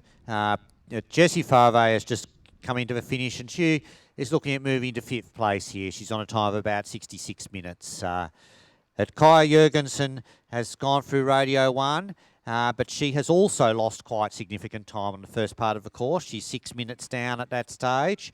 So our top three at the first radio, there's Zoe Melhuish, Penelope Salmon and Ella Cuthbert away in front of everyone else. The first two of those are in the finish. Ella is still to come. But Blake Reinbott is going to take the lead pretty soon, I think. He's on screen now. He's still got 4.5 minutes if he wants to take the lead, as we have Cameron Will from New South Wales finishing at about 94 minutes. We have a couple of New Zealanders finishing, and Zephyr Fave is one of them. So he's just come out to 31 minutes now. Now it's going to be very tight here for positions 3, 4, 5. As Zephyr comes through, he's running very hard in the finish. I think he might just about be doing enough to take third. Just calling him in 31.17. I get him under 31.18. So he moves into third place, just ahead of Felix Hunt. So well done there for Zephyr. Also finishing a couple of junior girls. We have Paulina Harrison at about 46 minutes in the junior girls. And we have Eve Tague about 40 minutes in the junior girls. So it's a decent time there for Eve. Puts her just outside the top 10, I think. Jessie Fave, meanwhile, moved into 5th place in the senior girls at 66.34. But we're expecting Blake Reinbott to come in the lead very soon. He's still got over 3 minutes to come in.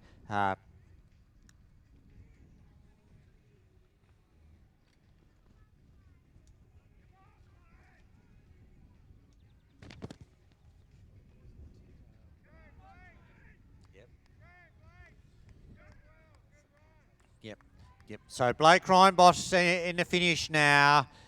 Blake Reinbott about to finish. And he will take the lead here ahead of his brother.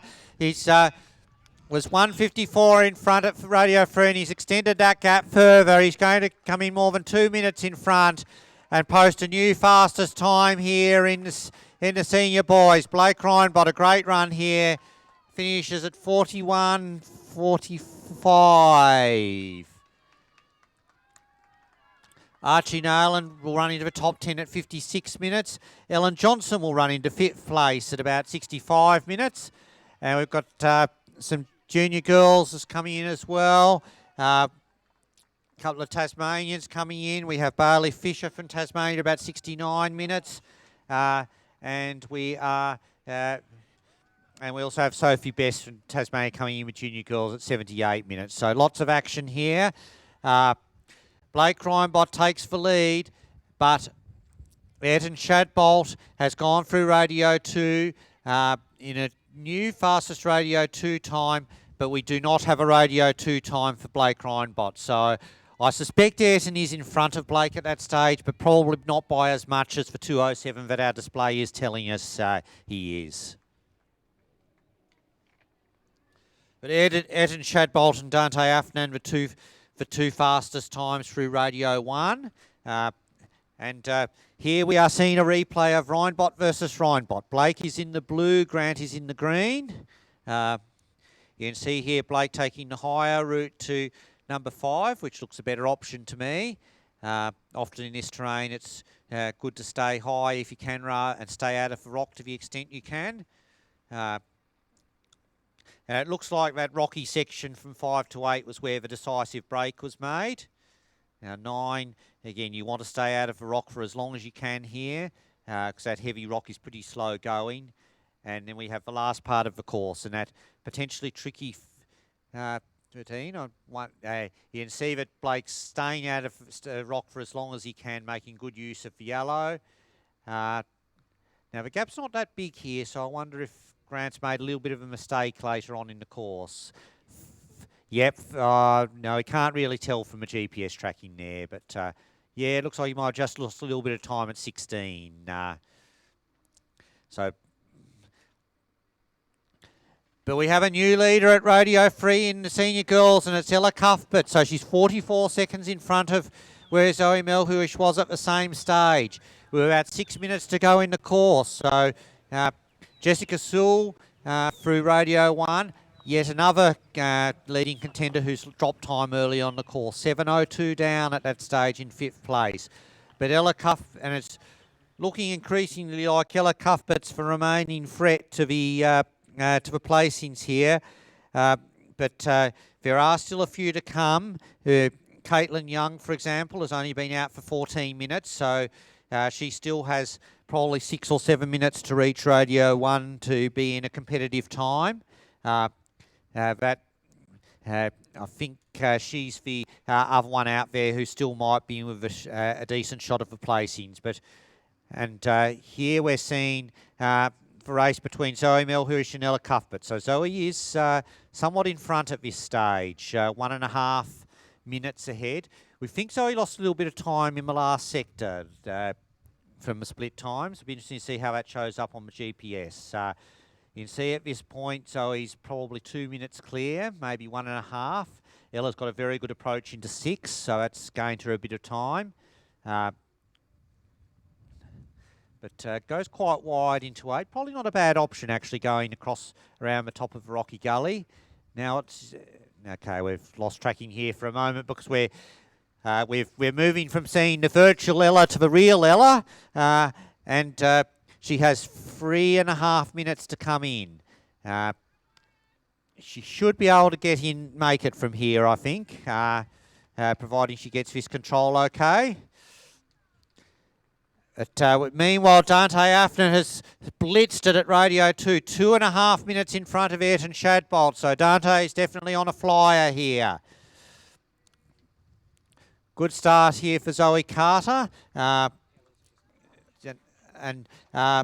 So good, excellent start here for Zoe Carter. 9th place in junior girls. Ivy Prosser finishing here in the senior girls, but it's another ACT senior girl we're looking out for here, Ella Cuthbert. It looks like she's got the control she's looking for and is now heading towards the last couple of controls. 2:45 still to go to overtake Zoe Melhuish's time. So unless something goes wrong in the last part of the course, she should take the lead here.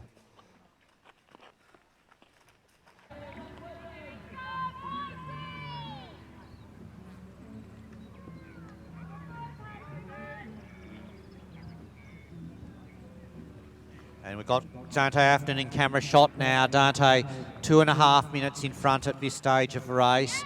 Still plenty of good people to come in that class, but he's certainly getting an excellent time on the board here.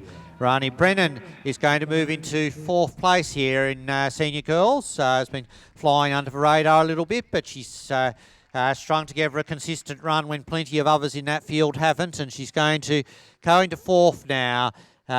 Just behind Laura De Jong, and I think she's an excellent chance of holding a top 10 place today, looking at what's still out there. Michaela Cooper has just gone through Radio Free, and she's probably on course for a time around 57, 58 minutes, so probably just in front of where Rani was. Ella Cuthbert approaching last control. Serena Doyle just finishing at the moment, about 104 minutes. But Ella Cuthbert is in the finish. One with over a minute still in hand over Zoe Melhuish, so she's going to take the lead here. 59 seconds far ahead at the last control.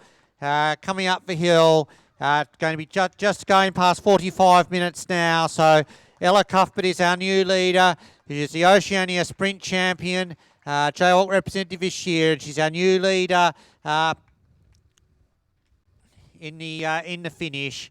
And looking at what's out there, I think Caitlin Young is the last person left in the field who has any chance of beating her. Caitlin yet to reach first radio and is about 3 minutes in front. Now we're looking at the replay. Now Zoe Melhuish is still a minute in front at this stage, going to 12. So what's happened here?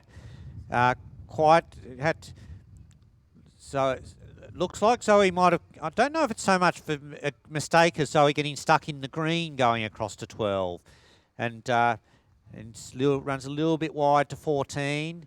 Ella, you saw on camera before, just wobbling a little bit going to 15, but that didn't cost her a great deal. And there it is at the finish. So it's quite interesting there.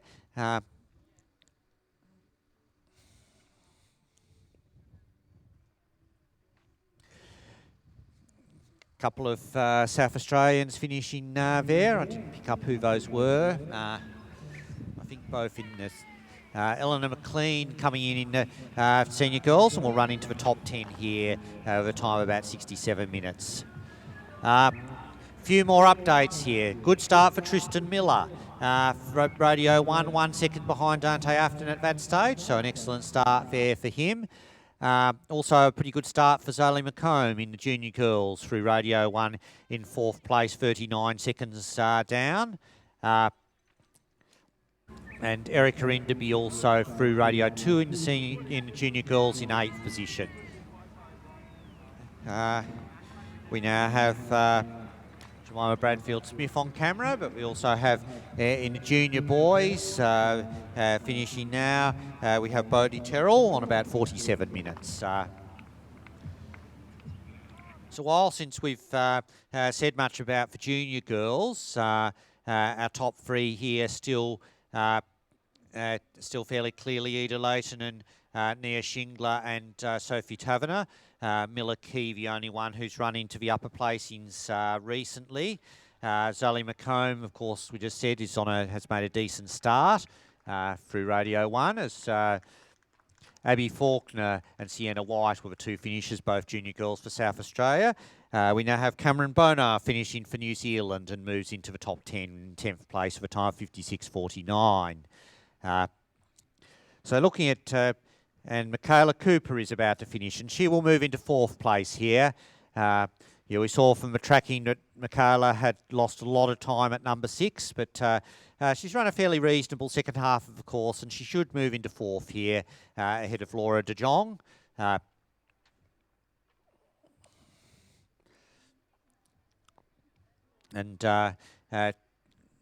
There's not a lot out there who are. I don't think there's a lot still out there who are in with a chance of getting in much faster than that. Joanna George has lost a lot of time in the early part of the course, so I think she'll be struggling to get in under the hour.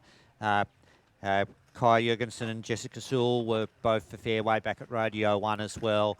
We're still waiting on Caitlin Young. She would need to come up at Radio 1, I think, in the next 1 or 2 minutes if she's going to be a contender, and it'll be interesting to see if there's any tracking for her to see how she's going at the moment. But the junior girls I was just talking about before, and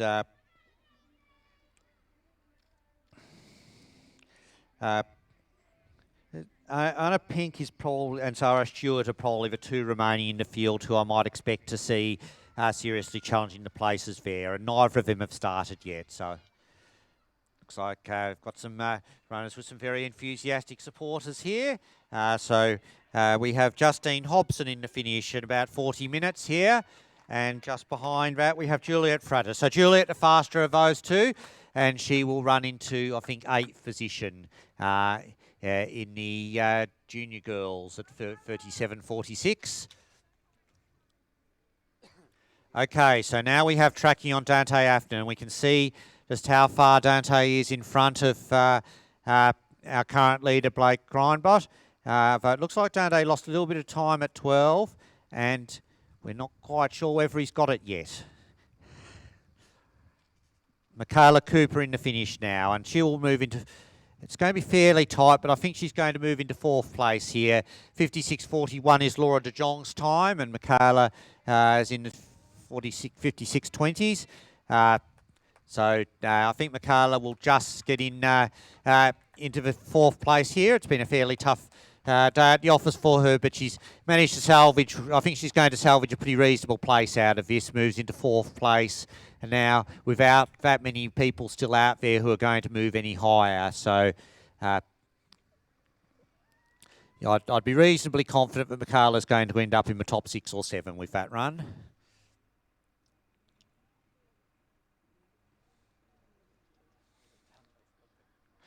Now, we're not...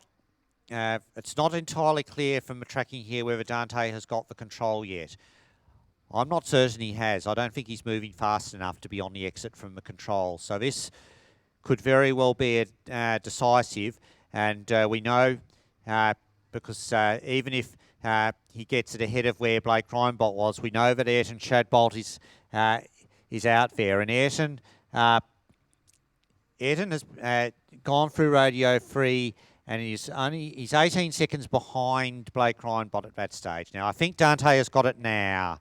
So Dante has lost a good 2 minutes on that control, but it may well be survivable, at least against those who are out there at the moment.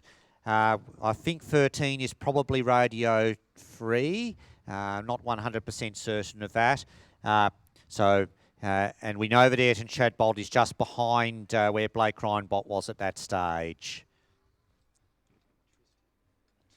Tristan Miller is on a good Radio 1 time, so be interesting to see where that leaves us. Now,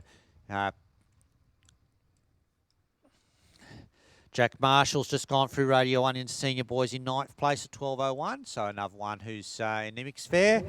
And we have Patrick Dufty coming in from Western Australia in the senior boys at 76 minutes. Now, Kai Jurgensen on the camera now, but I think that is Radio 2, which will put her quite a long way behind if that... so Kaya is definitely not in contention for the win with 43 at that stage. Cara Braddin has gone through Radio 1, and Caitlin Young has gone through Radio 1. So those two are running together, I think. Caitlin has gone through 303 behind in 5th place. Tessa Burns has also gone through at almost exactly the same time in 4th place. So those two, I think Tessa Burns and Caitlin Young, I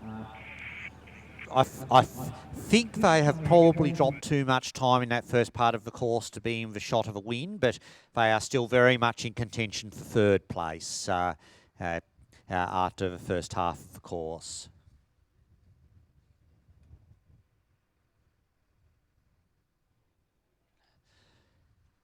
Callum White just through Radio 2 in 7th place in the junior boys. Now, Callum, I don't know if he's running with his arm in a sling today. He certainly was yesterday, and that's a very impressive effort for someone who's carrying a significant injury. Now we're seeing Dante Afton, and Dante is through Radio Free, and he is 1:43 in front of where Blake Reinbot was at that stage. So he, barring further misadventure in the last bit of the course, he will take the lead here. But has he burnt enough time to open the door for someone later? Remains to be seen. Yeah, Mason Arthur through Radio 2 in 8th place, so potentially on track for a place in the top 10 here, but not a very fast finisher here. And it's Ayrton Shadbolt. So Ayrton Shadbolt running into 2nd place here, just behind Blake Reinbot. Going to come up to just under 43 minutes here for Ayrton. So running into second place here. We know Dante Afton is not too far behind with a good time, but Ayrton moves into second for now, and a good chance of staying in the places, or at least for top 5 or 6 with that run.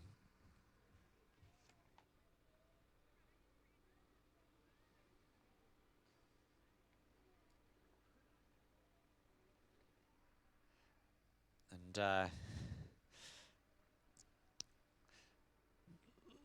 looks like he's also in training for the classic Scandi flop, which will be well known to anyone who's watched international orienteering events. Mason Arf, you can see going across the spectator area. Tom Weihart just through Radio 2 in 6th place, so a good run there for Tom. Only 28 seconds at that stage behind Zephyr Fave, who's currently 3rd in the finish. So I reckon Tom's on his way for at least a top 6 result and possibly something a bit better than that. Emily Hayes about to come into the finish. This is the first change we've seen to the top placings for quite a while. She'll move into 5th place here. Emily Hayes, 2nd place yesterday, and is going to be just behind Miller Key. And Ida Lotanen still remains our leader there, but still quite a few runners to come who could break into the placings. Oliver Schubert finishing senior boys in about 68 minutes, but Dante Afton is the one we're waiting for. Dante currently on about 38.5 minutes, so he has about 3 minutes to go. And it looks like he has just punched the second last control. So Dante is heading out of a second last control now. I think that's the last realistic possibility for a mistake. So he's looking pretty good. A few radio times through in senior girls. Tessa Burns, the most promising of these. She's gone through 35.16 in 4th place at Radio 2. Probably out of running for the placings. I think 4th is probably the upper limit of her result from here. She's 7.15 down at that stage. Jonah George through Radio 3 in 7th place. And Jessica Sewell through Radio 2 in 9th place. So Dante Afton on screen now. Coming up towards the last control, I think. And we'll have a new leader in the senior boys pretty soon. Jensen Key through Radio 2 in senior boys in 6th place, 5.31 behind. So good solid run there for Jensen. And Anna Pink has made an excellent start in junior girls. She's 3rd at the first radio. So certainly right in the mix there early on for Anna.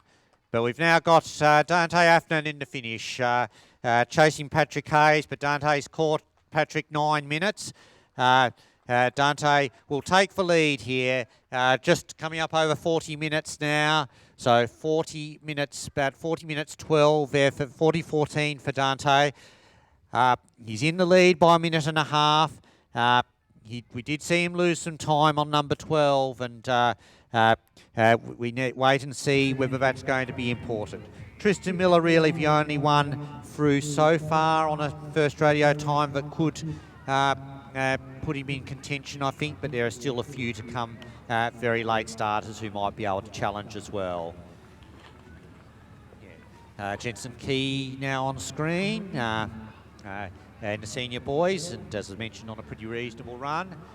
We also have Max Gribble from South Australia heading for about 65 minutes in the senior boys. Sally McComb has gone through Radio 2 in 5th place, and Sophie Arthur in 8th. Those two are running together. Sally only 2.13 down at that stage, so she's it's 27 behind where Miller Key was at that stage. So it's Sally, I think, is in with a decent chance of running into 4th here. But we've now got Erica Renderby coming in. Erica, about 38 minutes there for Erica, so she's going to be, I think, just outside the top 10 here. And also Tom Portenoy from Tasmania, about 69 minutes. Joanna George coming towards the finish now. I think picks up a control there. She's on about 57 minutes, so six is the upper limit of what she can get from here, and I think she probably will get 6. She has about 2.5 minutes to overhaul Rani Brennan, who's currently in 6th place. Neve Kasser from New South Wales finishing the senior girls, about 69 minutes fair for Neve, moving up into the seniors this year.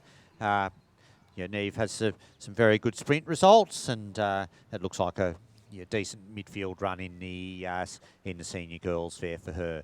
Caitlin Young just through radio 2, and she's through in 4th place, 33.15, 5.14 behind the lead, so I don't think she can win from there, but she's 2.50 behind Penelope Salmon, who we know lost time in the later part of the course. So I think there's still definitely a live race for 3rd here in the senior girls. Ella Cuthbert and Zoe Melhuish, I think, are just about safe in 1st and 2nd, but there's still very definitely a live race for 3rd. Joanna George coming up to the finish now. She's chasing 39.24, which is Rani Brennan's time.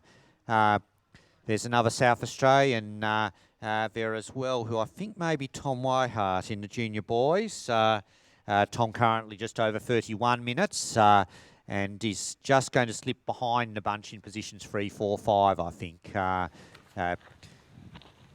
Also got a good start for Tom Harding in the senior boys through the first radio in 9.52, which puts him in 3rd place, 23 seconds behind.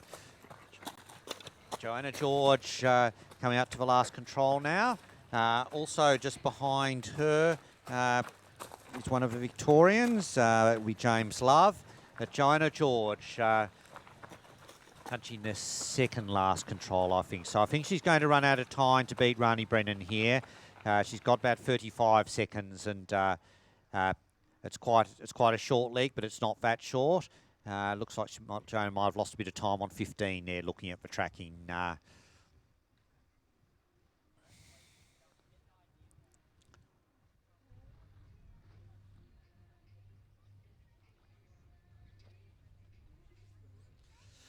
Senior girls, the smallest of the fields. We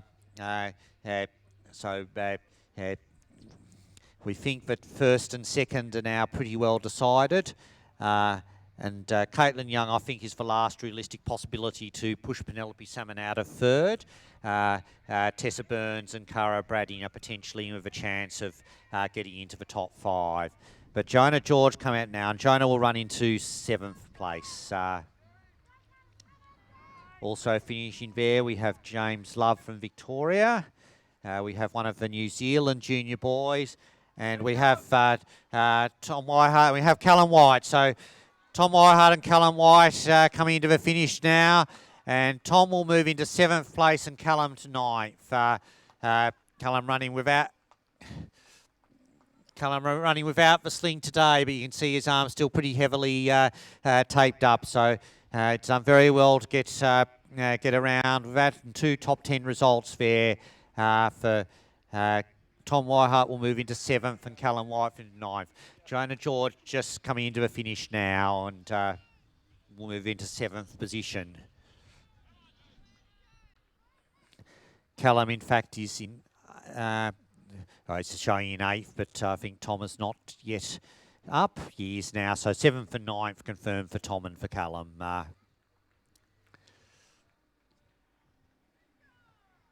Joanna George coming into the finish now, and looking at about 61 minutes, I think, for Joanna. And Tristan Miller has gone through Radio 2, and he's gone through in 2nd place. He's exactly 2 minutes behind Dante Afnan, but we know that Dante lost, my screen is telling me he lost 1:46 at number 12. So Tristan Miller on screen now. So this is absolutely a live race here for the lead.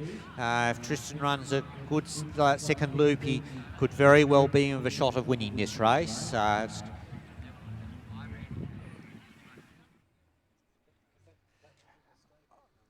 Okay, so we're now seeing a replay, and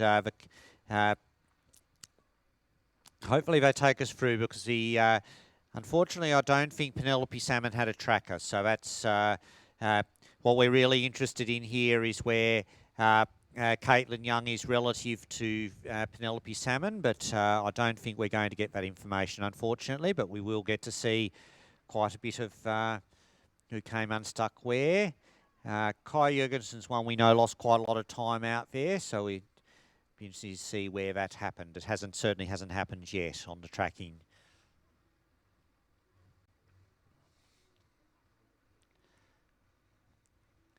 Six is definitely a control where you could burn a lot of time if... Ella did really well as well. So you can see that Kaya has gone very wide on 6. I think she might have actually made a parallel error here and think she's on the ridge where 6 is now. Finishing now, we have Ellen Curry from New South Wales at 68 minutes.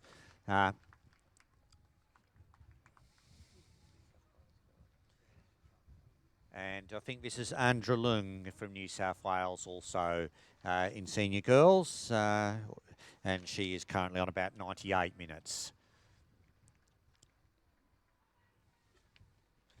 Kai Jurgensen coming towards the finish now. She's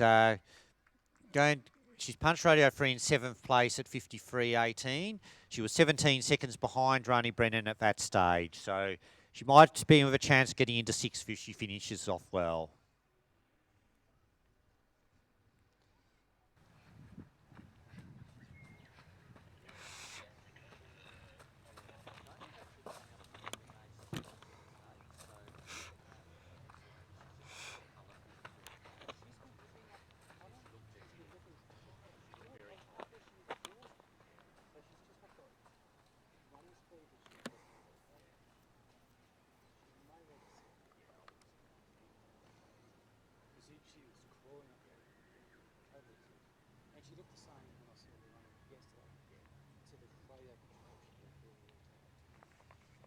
Jensen Key just through Radio Free at 7th place, 5:10 behind. So Jensen's still on a pretty solid run here. Brendan Wilson through the first radio at 11:52 in 9th place. So a decent start there for Brendan. Brendan is our second last starter. And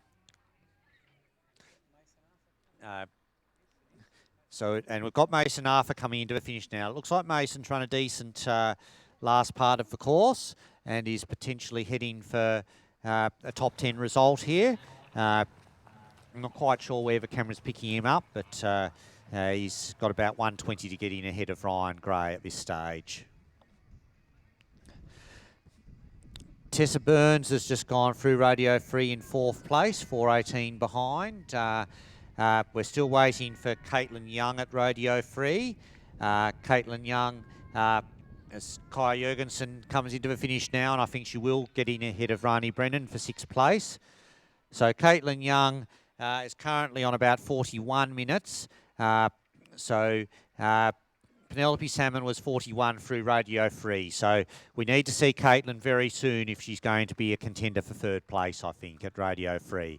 Kai Jurgensen finishing here and will move into 6th position in the senior girls.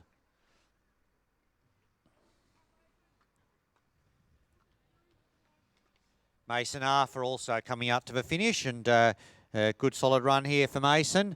He's just coming up past 47 minutes here, and I think this will move him into 7th place. He's going to get in just in front of Ryan Gray, so good run there for...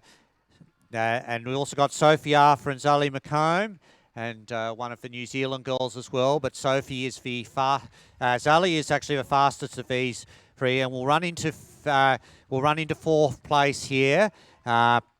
Sophie will go into the top 10. Sophie Arthur finishes 32.59. That will put her into 7th place, and Zoe McComb 30.02 in 4th place. Anna Pink was the last really challenging time we saw there at 8, but she's in out for 18 minutes now, and she needs to come through Radio 2 very soon. The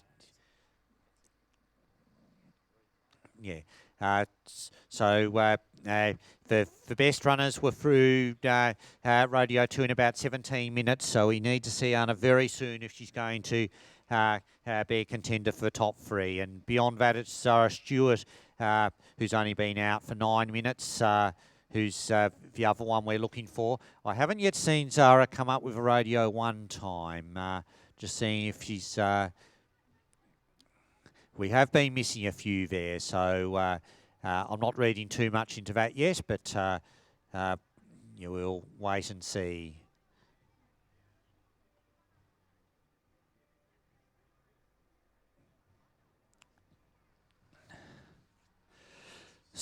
Still no sign of Caitlin Young at Radio Free, so I think I would go so far as to say that she might have be out of contention for third place now, but still plenty of room to come into fourth. And Tessa Burns, of course, also in the range for fourth. But, a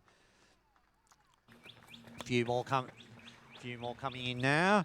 We have Caitlin Madden for Western Australia, about 52 minutes there for Caitlin. We have for Victoria, Jemima Bradfield-Smith coming in. And for the South Australian junior girls, I think that is Zoe Carter. It is Zoe on a time about 37 minutes, which is pretty respectable time. Puts her just out of the top 10. I think that will be for Zoe. Jessica Sewell also coming in and is going to be in the same sort of. I think she's going to move into 8th here, just behind Kaya Jurgensen and Rani Brennan. Now, I think this might be Jensen Key who's on screen here. Caitlin Young has just gone through Radio Free, and she is 2:20 behind Penelope Salmon. So that, I think, is going to be too much to make up in the last sector of the course, and Caitlin is heading for a 4th place here. Jensen Key on screen now, just ticking up past 5th place, which is David Stocks. So maybe you have a chance of something around 6th or 7th. Jensen was 15 seconds behind David Stocks at Radio Free in 8th place. So I suspect he's going to be in a similar sort of range to Mason Arthur, who's currently 7th in the finish. But Tristan Miller has punched Radio Free in 2nd place and is only 7 seconds behind Dante Afnan. So this is going to be very close here, I think. 40:14 is the time to beat. And meanwhile, we've got a new 4th place. We're going to have a new 4th place fairly soon here in the senior girls. As Tessa Burns is in the finish. She's run a good last part of the course, and she might even hold 4th given where Caitlin was at Radio Free. Tessa Burns running into 4th here at 6:15 down. Just behind that, Jessica Sewell, 9 minutes back from that. And Jensen Key also finishing, and he will move into 6th place here at 45:55. So Jensen Key running well there. Few more finishes here. I think all of them are outside the top 10. Julia Powell-Davies from Tasmania finishing in junior girls. Then again in senior girls, Jamie Wolford junior boys, 14th. That could be a useful result for the New South Wales team, placing there. And also Ewan Best from Tasmania in the junior boys. So Tessa Burns in 4th place, 51:35. 1:39 behind Penelope Salmon. And I think Caitlin Young's going to be running for 4th here. And I think she is on camera now. She is. So 51:35 is for target. That's a fair way out, actually. So it's she might yet be in with a shot of beating Penelope, I think. She's got 3 minutes, and people have been coming in less than 3 minutes from there. Yeah, good. Sorry, I'm just currently live. On Radioski from ACT, finishing in 56 minutes. So Caitlin Young and Cara Bradding together. Caitlin's running for 4th. Cara, I think, is probably looking at going into 6th place. Or Caitlin possibly running for 3rd. But Tristan Miller is the other one we're watching out for, because he's very much in the hunt for the win here. Just over 40 minutes is his target, and he's been out for 38.45, so we need to see him soon.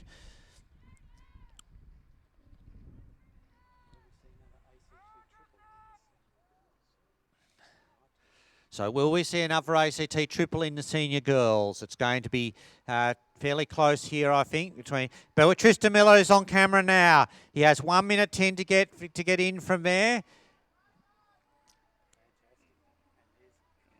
Is that Caitlin Young in the finish? I think it may be. It is. So Caitlin Young is in the finish, and she is going to take third place here.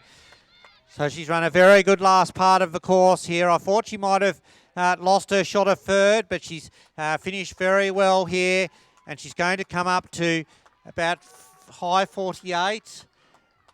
Cara Bradding will run into 6. She's just run out of time to catch Tessa Burns, but Cara Bradding will move into 6th place here. So it's a second successive 1, 2, 3 for the ACT senior girls. I mentioned before that before today, there'd only been one time in the event's entire history that a state team had gone 1, 2, 3, and now the ACT have done it twice in a row. But Tristan Miller is in the finish, but I don't think he has enough time. He has 12 seconds. He's not going to get there, I don't think. Dante Afton's time 40.14. Tristan Miller 12, 13, 14 coming up now.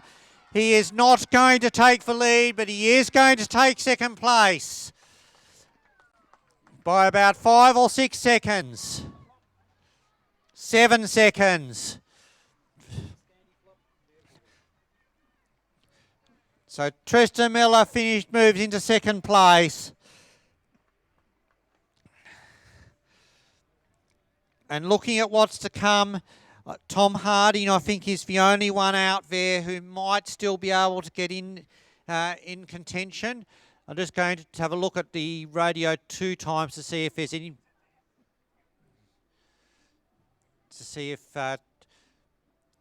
and Tom's not through Radio 2, and he would need... he's on 26 minutes now. Dante went through in 24, Tristan in 26, so... Tom Harding would need to appear at Radio 2, I think, within the next minute if he's going to be with a chance of beating Dante and Tristan. So I think it's quite likely that we have seen our first two runners in the senior boys. But we have an interesting result in the time in the senior junior boys. Sam Wolford has hit Radio 2 in equal third place.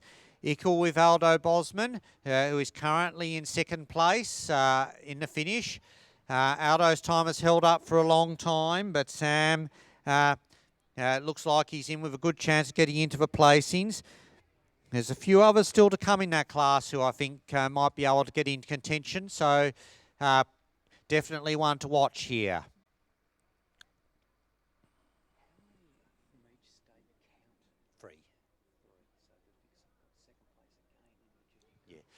And I'm just looking at the Junior Girls Radio 1 time, and we're saying that Zara Stewart was the last starter there and would be one to watch. Well, she won't be one to watch for the lead because she's 7 minutes behind at the first radio, and that is certainly not recoverable in terms of getting into the top placings. So I'd say that Anna Pink is the last person out there who might be with a chance, but Anna... herself, I have not seen radio, and Anna is 8 down at Radio 2, so that's okay. So both of them are certainly out of contention for the placings, and I think we can say now that the top 3 placings in the junior girls are probably final, effectively. Ida Leitonen, our first starter, our first finisher, and looks like our winner at 26.25. Nia Shingler 27.02, and Sophie Taverner in third place at 28.21. And yeah, I think that the best that anyone who's still out there can hope for is perhaps somewhere around 8th, 9th position, given how much time those still out there have dropped in the first part of the course. So I'd say the junior girls is pretty well settled. Junior boys, there's still some possibilities to come. Our last starter in the junior boys has only just gone out, Riley McFarlane. And the senior boys is the other one we're watching. Samuel Garbellini, who was our winner of junior boys last year, is coming through the camera, but we can see that he's going to be outside the top 10, but yeah, a solid midfield result, which can be pretty important for the teams here.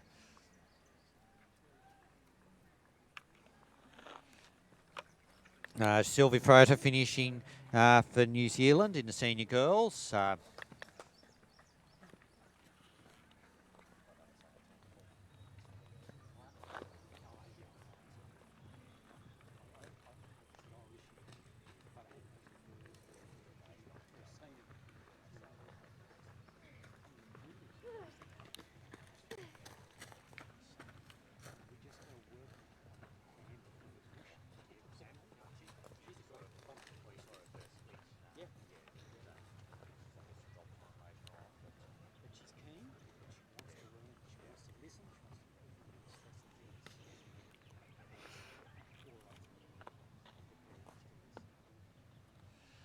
Okay, so the senior girls, there's still a few out there, but nobody who can threaten top placing. So Ella Cuthbert looks like our winner at 45.19.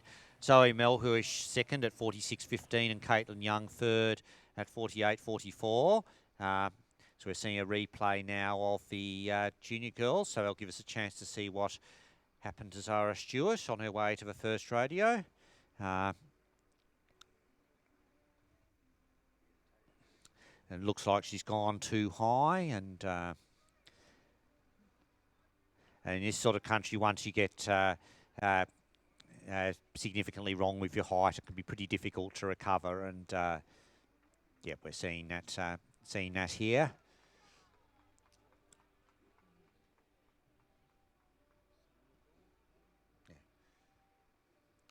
So this is Samuel Garbellini finishing for Queensland. Time of about 52 minutes there for Samuel, which will put him a bit outside the top 10, in 15th place.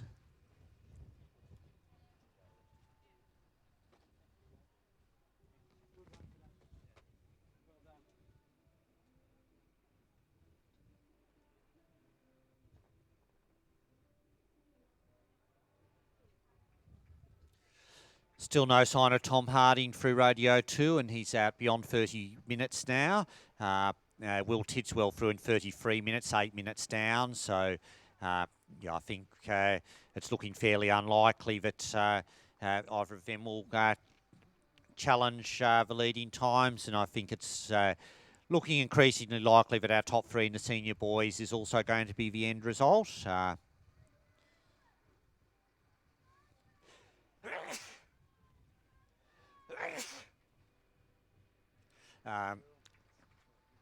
Sarah Richards finishing here in the senior girls for Western Australia.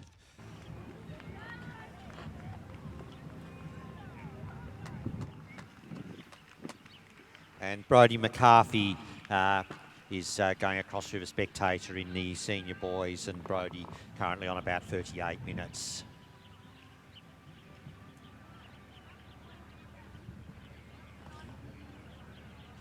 Waiting for Sam Wolford in the junior boys. He's currently just coming up to 30 minutes. Second place is 30.23, so he would need to appear pretty much immediately. But he might still be with a chance of third. 31.18 is the current target time for third place.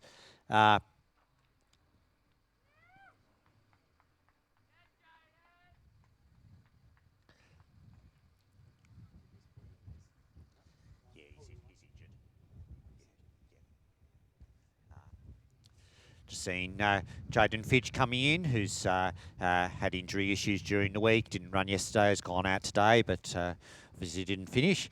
I think Jaden, along with Dante, wins the Orienteer social media triumph for the year.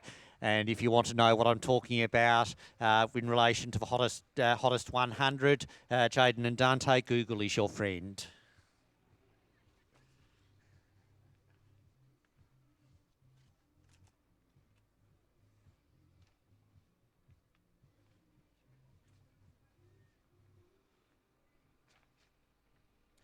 So still no sign of Sam Wolford. So he's on 31, coming out to 31 minutes now. So I would say he is not going to be in the top 5. That bunch very close together with Zufa Fave third at 31.18, Felix Hunt fourth at 31.20, and Toby Casalato fifth at 31.24.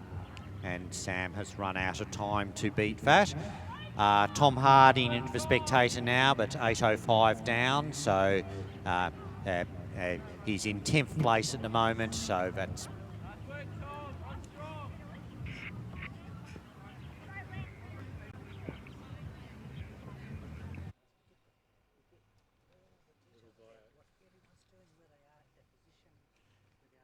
And Abigail George coming towards the finish, looking at a time of about 70 minutes.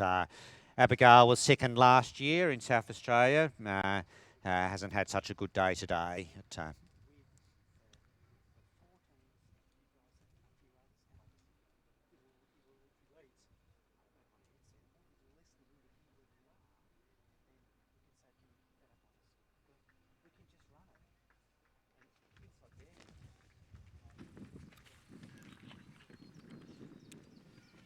Finishing here in the junior boys, we have Liam Phillips from Western Australia of 62 minutes, part of a large Western Australian junior boys contingent, which is very pleasing to see.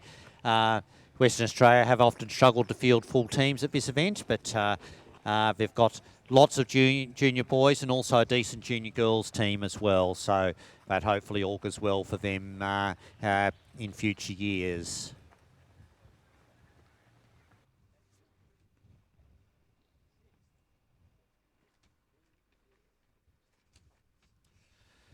Riley McFarlane was our last starter today in junior boys, also from Western Australia.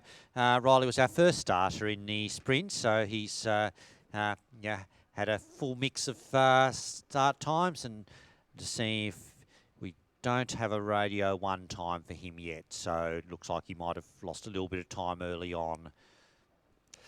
Still haven't seen Sam Wolford either.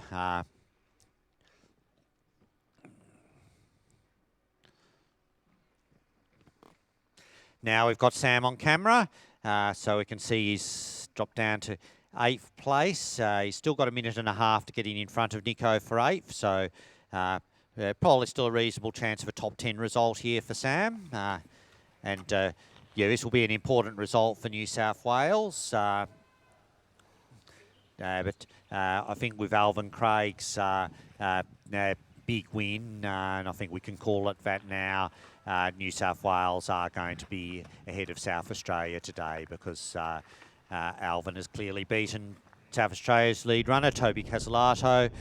Oscar Miller, who was New South Wales number 2, is just ahead of Tom Whitehart, and it looks like Sam is going to beat South Australia's number 3, Remy Afnan. But it's Abigail George in the finish now, and there's also an ACT runner who I have not yet picked up. I think that might be a junior girl.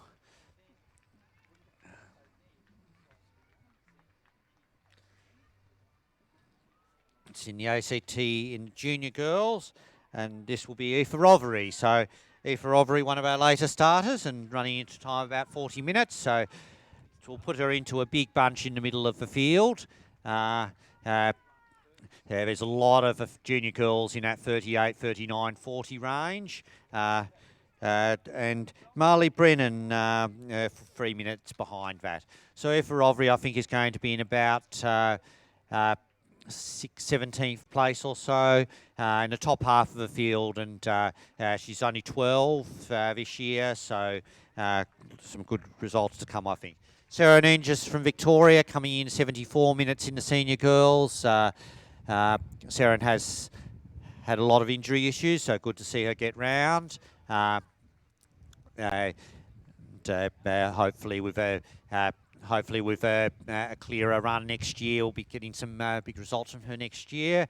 And we also have, I think that was Sam Wolford in the finish, and he finishes in 9th place, so making it into the top 10 there. Now we're seeing here Tom Harding and Will Tidswell on screen. You can see there somewhat behind where Jensen Key was at that stage.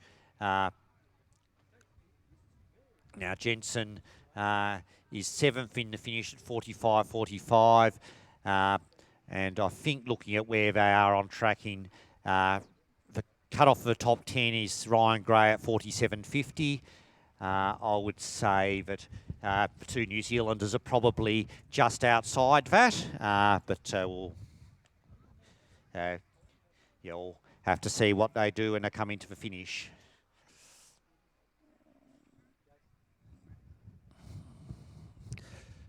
Just had Torren Arthur, one of the later starters through Radio 2, and he is in 4th place at the moment at 23.33. So 40 seconds behind where Sam Wolford was at that stage, but also 40 seconds behind Aldo Bosman. So Torren is definitely in the chance of running into the places here, because if you were to stay 40 seconds behind Aldo Bosman, that would be enough for 3rd. You might even be able to get to 2nd with a big last part of the course. Torren was our 5th last starter. I'm just going to see if any of the ones behind him have any sort of a time at Radio 1, to see if we need to watch out for them.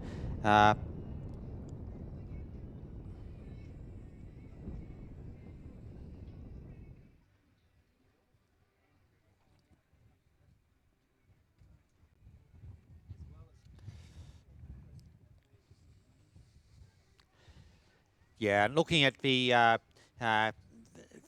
people behind Torren, all of them are at least 4 minutes down at Radio 1. So I'd say Torren Arthur is probably the last one out there who is in with a chance of getting into the placings.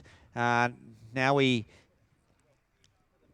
are seeing a replay, so that will be out, give us a pretty good indication of where Torren's at. Aldo Bosman and Zephyr Fave are the two we need to be watching him relative to. You can see they're very close here as we go into number 6. So 6 must be Radio 2 in that class, I think.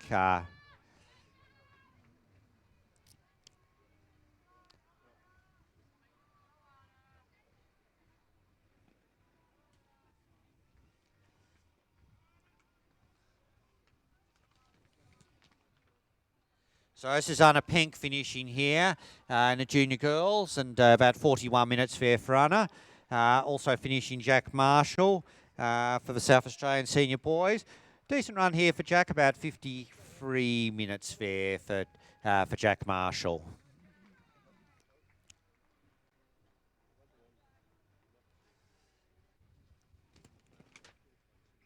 And Kate Braid finishing in about 51 minutes there in the junior girls.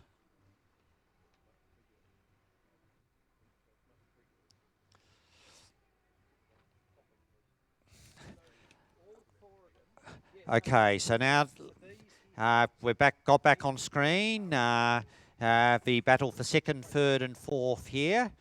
Now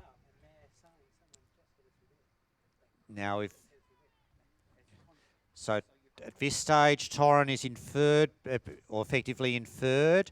Now where's this going to stop? So he's still in 3rd at this stage, and this is live. So you can see that Torren Arthur is just about dead level with Zephyr Fave at this stage, and this is the battle for 3rd place.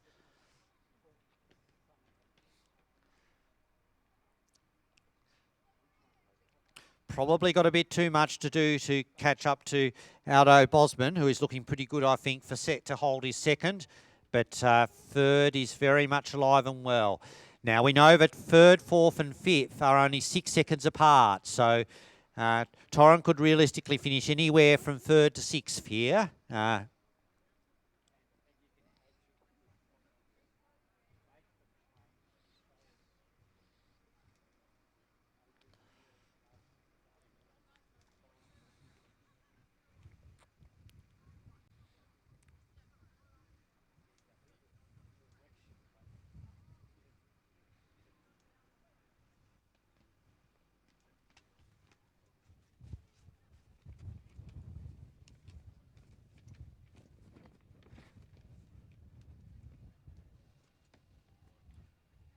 That is definitely not Mason Arthur, it is Torrin Arthur.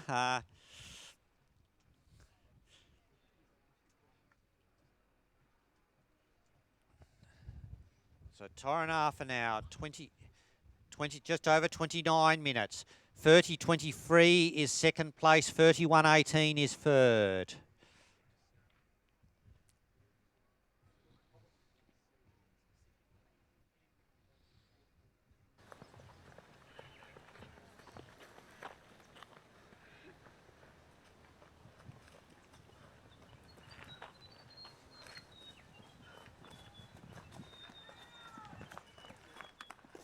So Torrin Arthur coming out to the finish now. We've got first in the senior boys, we've got Liam Stolberger from New Zealand coming in about 54 minutes. But waiting for Torrin Arthur. He's in camera shot now, but if he's going to get second, we need to see him at the last control within the next 10 seconds. I don't think that's happening.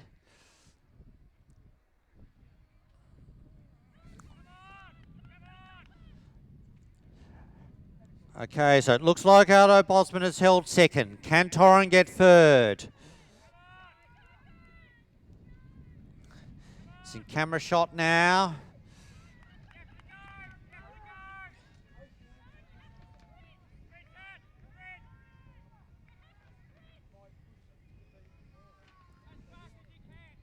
So Torrin Arthur in the finish now. He will get third. He's got 48 seconds to go. That's a terrific run from Torrin Arthur, and he'll move into third place here. It's an excellent run here for Torrin Arthur. It's going to be just under 31 minutes fair for Torrin. Sarah Stewart, who lost a lot of time early, is going to run into 10th place here in the junior girls, so she's done well to recover from that. We've also got Henry Dutoit coming in, and Liam Burke from New Zealand, who was second in the sprint yesterday. Not such a good day today, but ends up with 40 minutes, and that will put him in about 15th place, I think.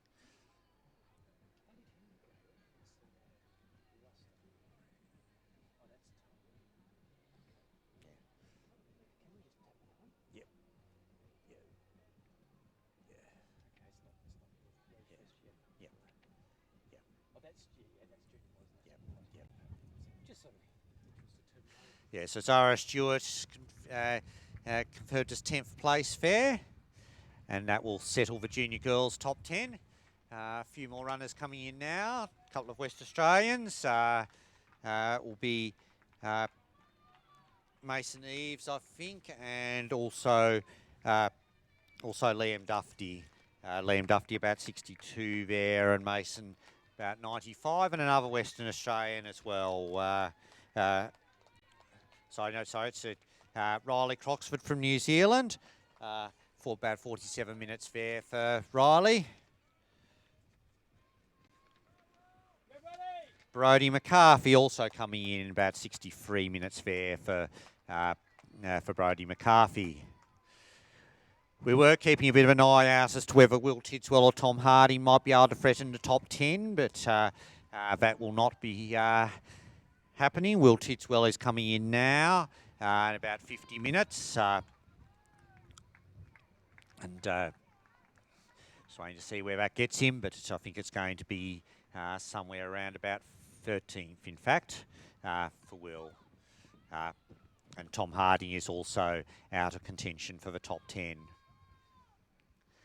But we can see from the GPS dot that Tom is very close to the last control. So, and in fact, he's coming into the last control now, Tom Harding.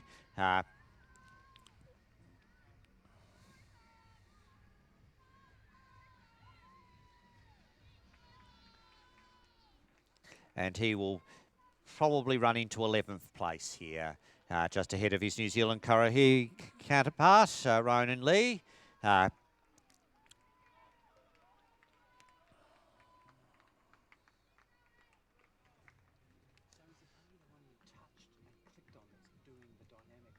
it only comes up on dynamic if you're in the top 10. But you can select. It selects the important events. If you want a feed of everything, you can select all events. Yeah, But you'll probably get overwhelmed by data. I'm interested to talk to TOEFL about, so what have they done for stuff like Oceania when there are so many classes? Are they dividing anything up into some bunches? Because for our stories, we want to know some certain things about certain people. So we might even be able to select, might be able to filter them.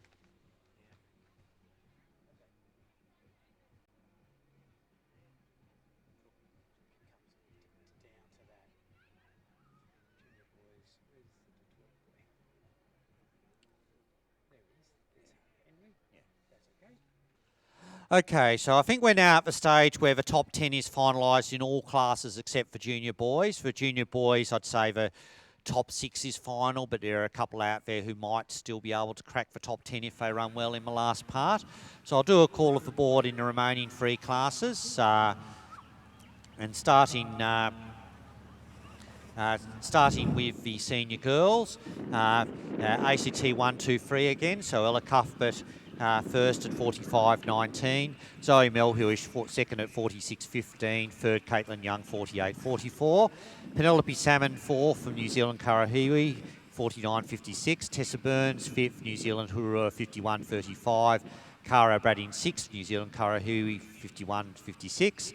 Michaela Cooper 7th from Tasmania at 56.39, just ahead of Laura De Jong from Queensland, 56.41. Kaya Jurgensen 9th from New Zealand Karahiwi, 59.19.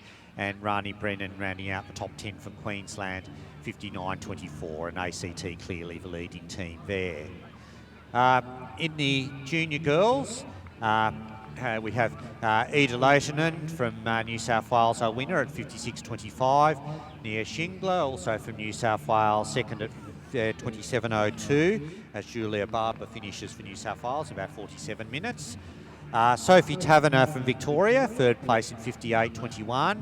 Zali McComb from Tasmania, 30.02, and Miller Key from Victoria, fifth, 31.29. So Australians all in the top 5, which is perhaps a slightly unexpected result given how dominant the New Zealanders have been in W16s earlier on this week. Emily Hayes for first New Zealander, 6th at 32.11 for New Zealand Hurua. Sophie Arthur 7th, 32.59 for Victoria. Michaela Enderby 8th for New South Wales, 34.11.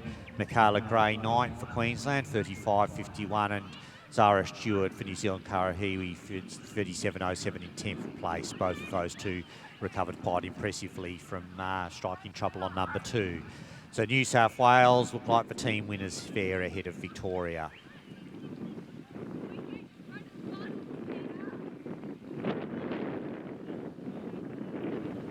And the senior boys, we have first Dante Afnan from South Australia, 40.14.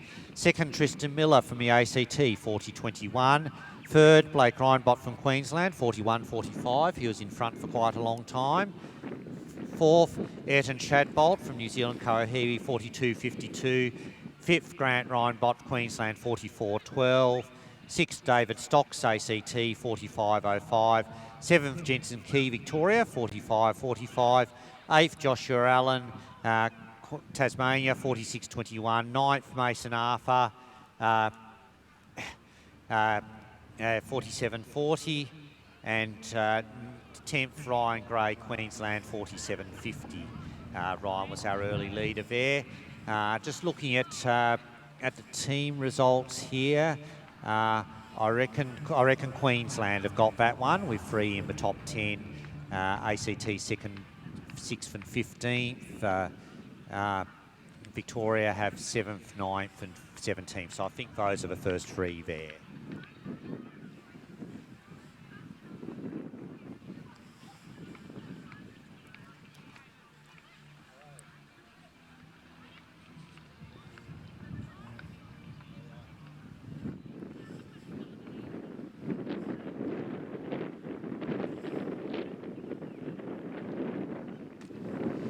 So just the junior boys, we're waiting on the last serious candidates here, and I am not yet Riley McFarlane has been out for 26 minutes, which is about the cut-off of the top 10. I am not yet seeing him on the split times for Radio 2. So that's... and looking at the other final starters, yeah,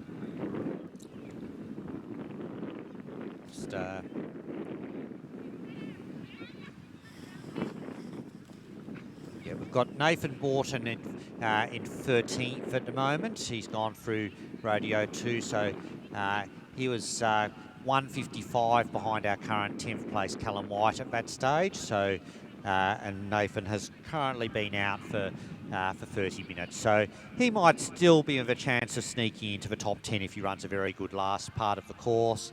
And Riley McFarlane is the other one we're still waiting for there at Radio 2. But I think we can safely say that the top 6 or 7 are safe in the junior boys. Alvin Craig, our winner there at 25.55. Aldo Bosman, 30.23. So Alvin a clear 4.28 in front. Torren Arthur third at 30.51. 2 from New Zealand, Karahiwi there, 31.18 for Zufa Fawe, 31.20 for Helix Hunt. Toby Casalato, 6th for South Australian, 31.24. Oscar Miller, 7th for New South Wales, 32.45.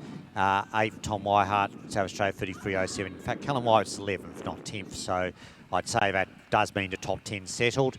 Nico Stoner from Tasmania, 9th, 34.58. Nico was our first finisher today. And Sam Wolford from New South Wales, 10th at 35.24. And I would say that in New South Wales are the team winners there ahead of New Zealand, Karahiwi, with South Australia probably in 3rd place.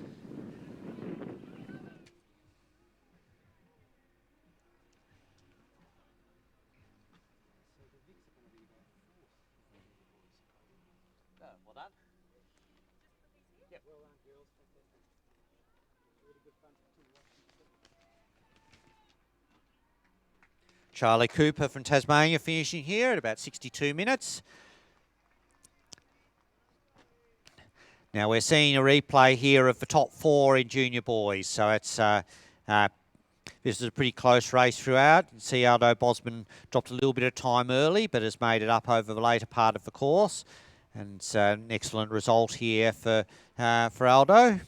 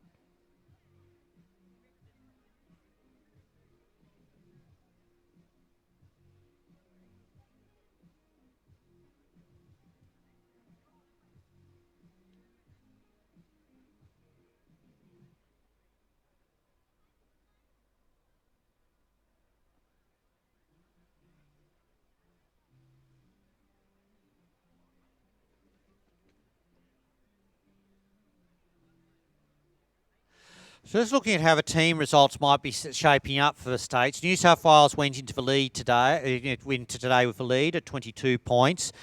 And both their junior teams have won again.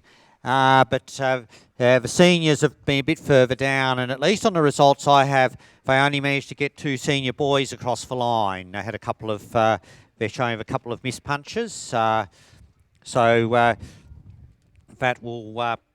hurt them that will hurt them somewhat, but I think they're still going to be there or thereabouts, particularly as South Australia, who were second going to today, didn't have a complete senior girls team. So that might open the way for Victoria or the ACT or Queensland to get up there as well. We won't have final points today, but should have those later on tonight, and we've been posting those on the OA Facebook page.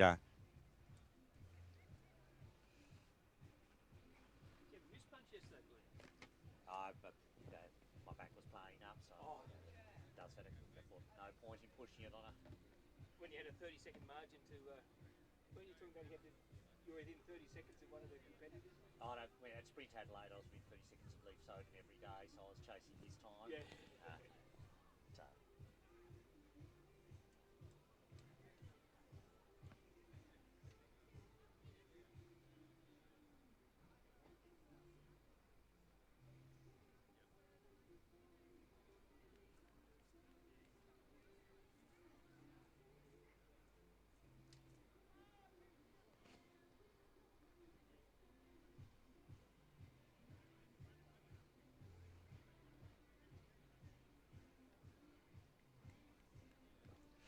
Riley McFarlane has gone through radio too, but in time 29.52, which leaves him too far behind to be able to get into the top 10. Nathan Borton has also run out of time to get into the top 10. He's currently is coming up to 36 minutes and 35.24 is cut off. So the top 10 in the junior boys is now final.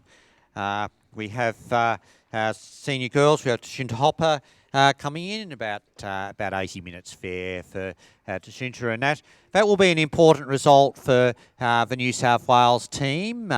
She will be their third scoring runner, I think, in the team's results. And I was just saying, with the two New South Wales junior teams having won the New South Wales senior girls, if they can get four or 5 points out of today, that's going to be pretty important for the overall result.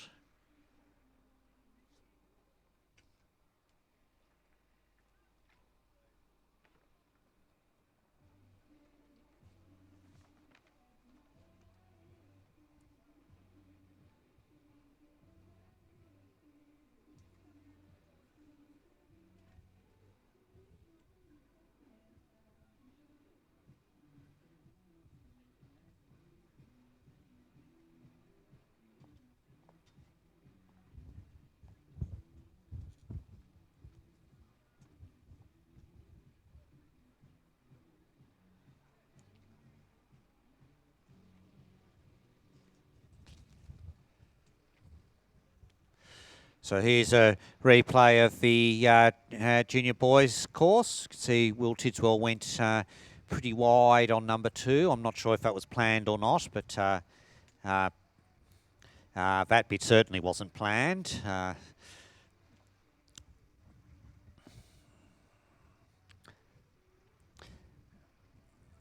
Looks like Tom Harding's taken the ridge route on 4 to 5 and still travelling pretty well at this stage.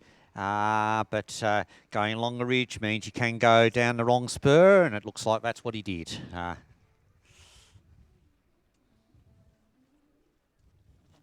was thinking about, we said that we'd have presentation about 1:15, but I reckon we can do them earlier than that because What we're placing is the final. yeah, exactly. Do you know what we've done this year? You'll have noticed it.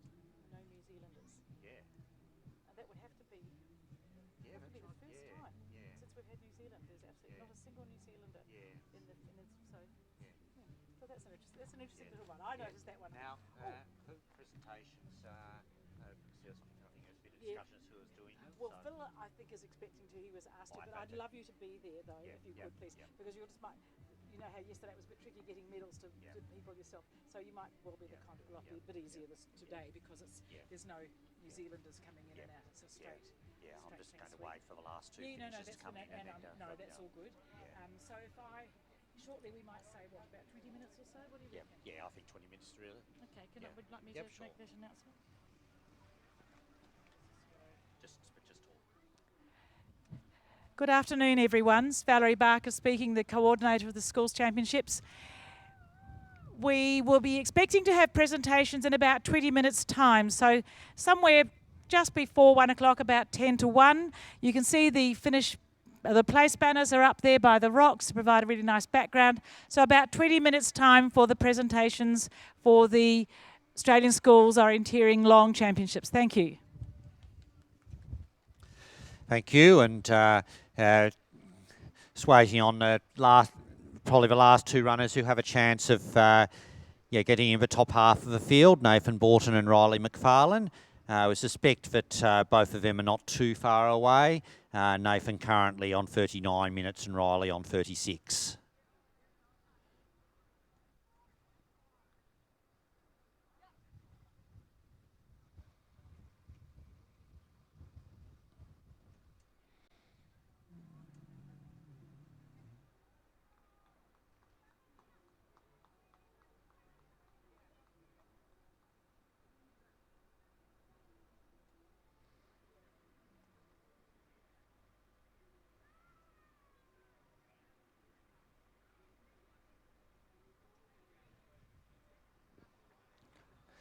And this is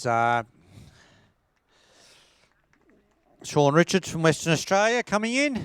Sean in the senior boys and heading for a time of about 91 minutes.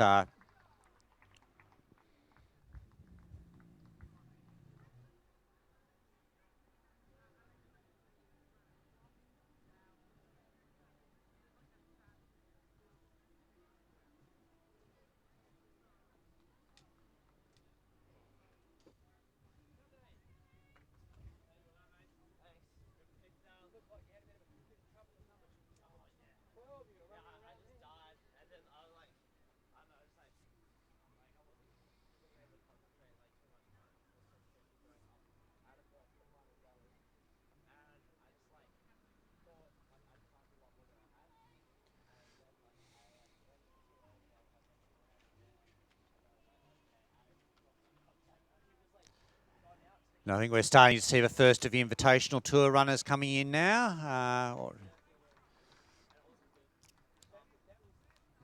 Still waiting for our last couple of junior boys in the.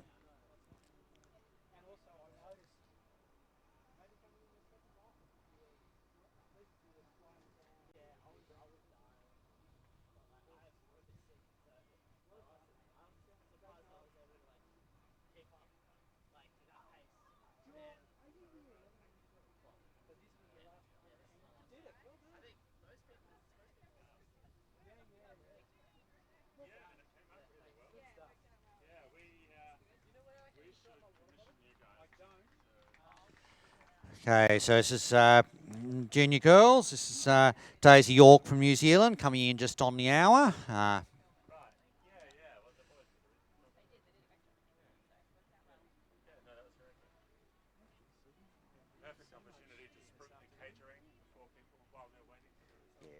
could you do one other thing amongst that? Could you advise people that at the Oceania Long and Middle, the organisers have been kind enough to provide extra shade tents, and we'll be deploying them to make sure people have shade. That's very important. It's going to be just the same.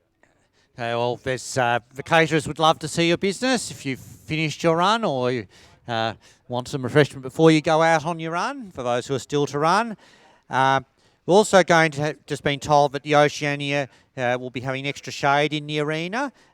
It's as you've probably seen, the forecast is pretty hot for the weekend, and we obviously want to make sure that as much shade is available as possible, because I think that at least Saturday is a reasonably open arena. Lachlan Hogan finishing for Queensland in junior boys, about 79 there for Lachlan. And I bet they're not all up, but anyway. But we will make sure that they are. In fact, we'll probably place them. Right. We actually want to do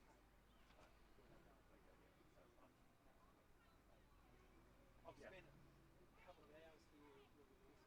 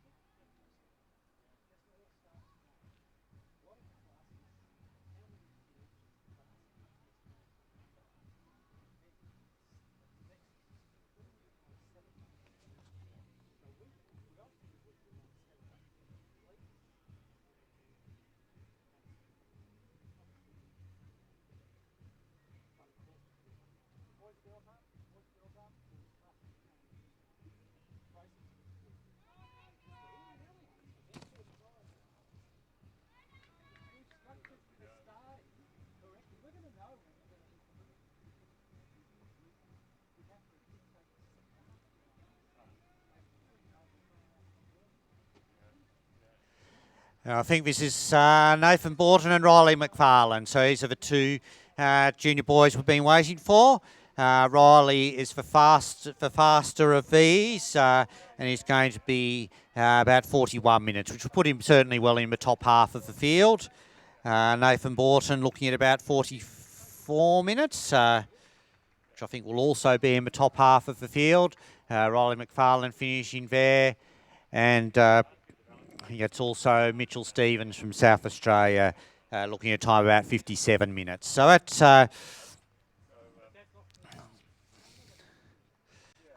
so Riley will be in the top 20 with that. I think no 20 showing is 20.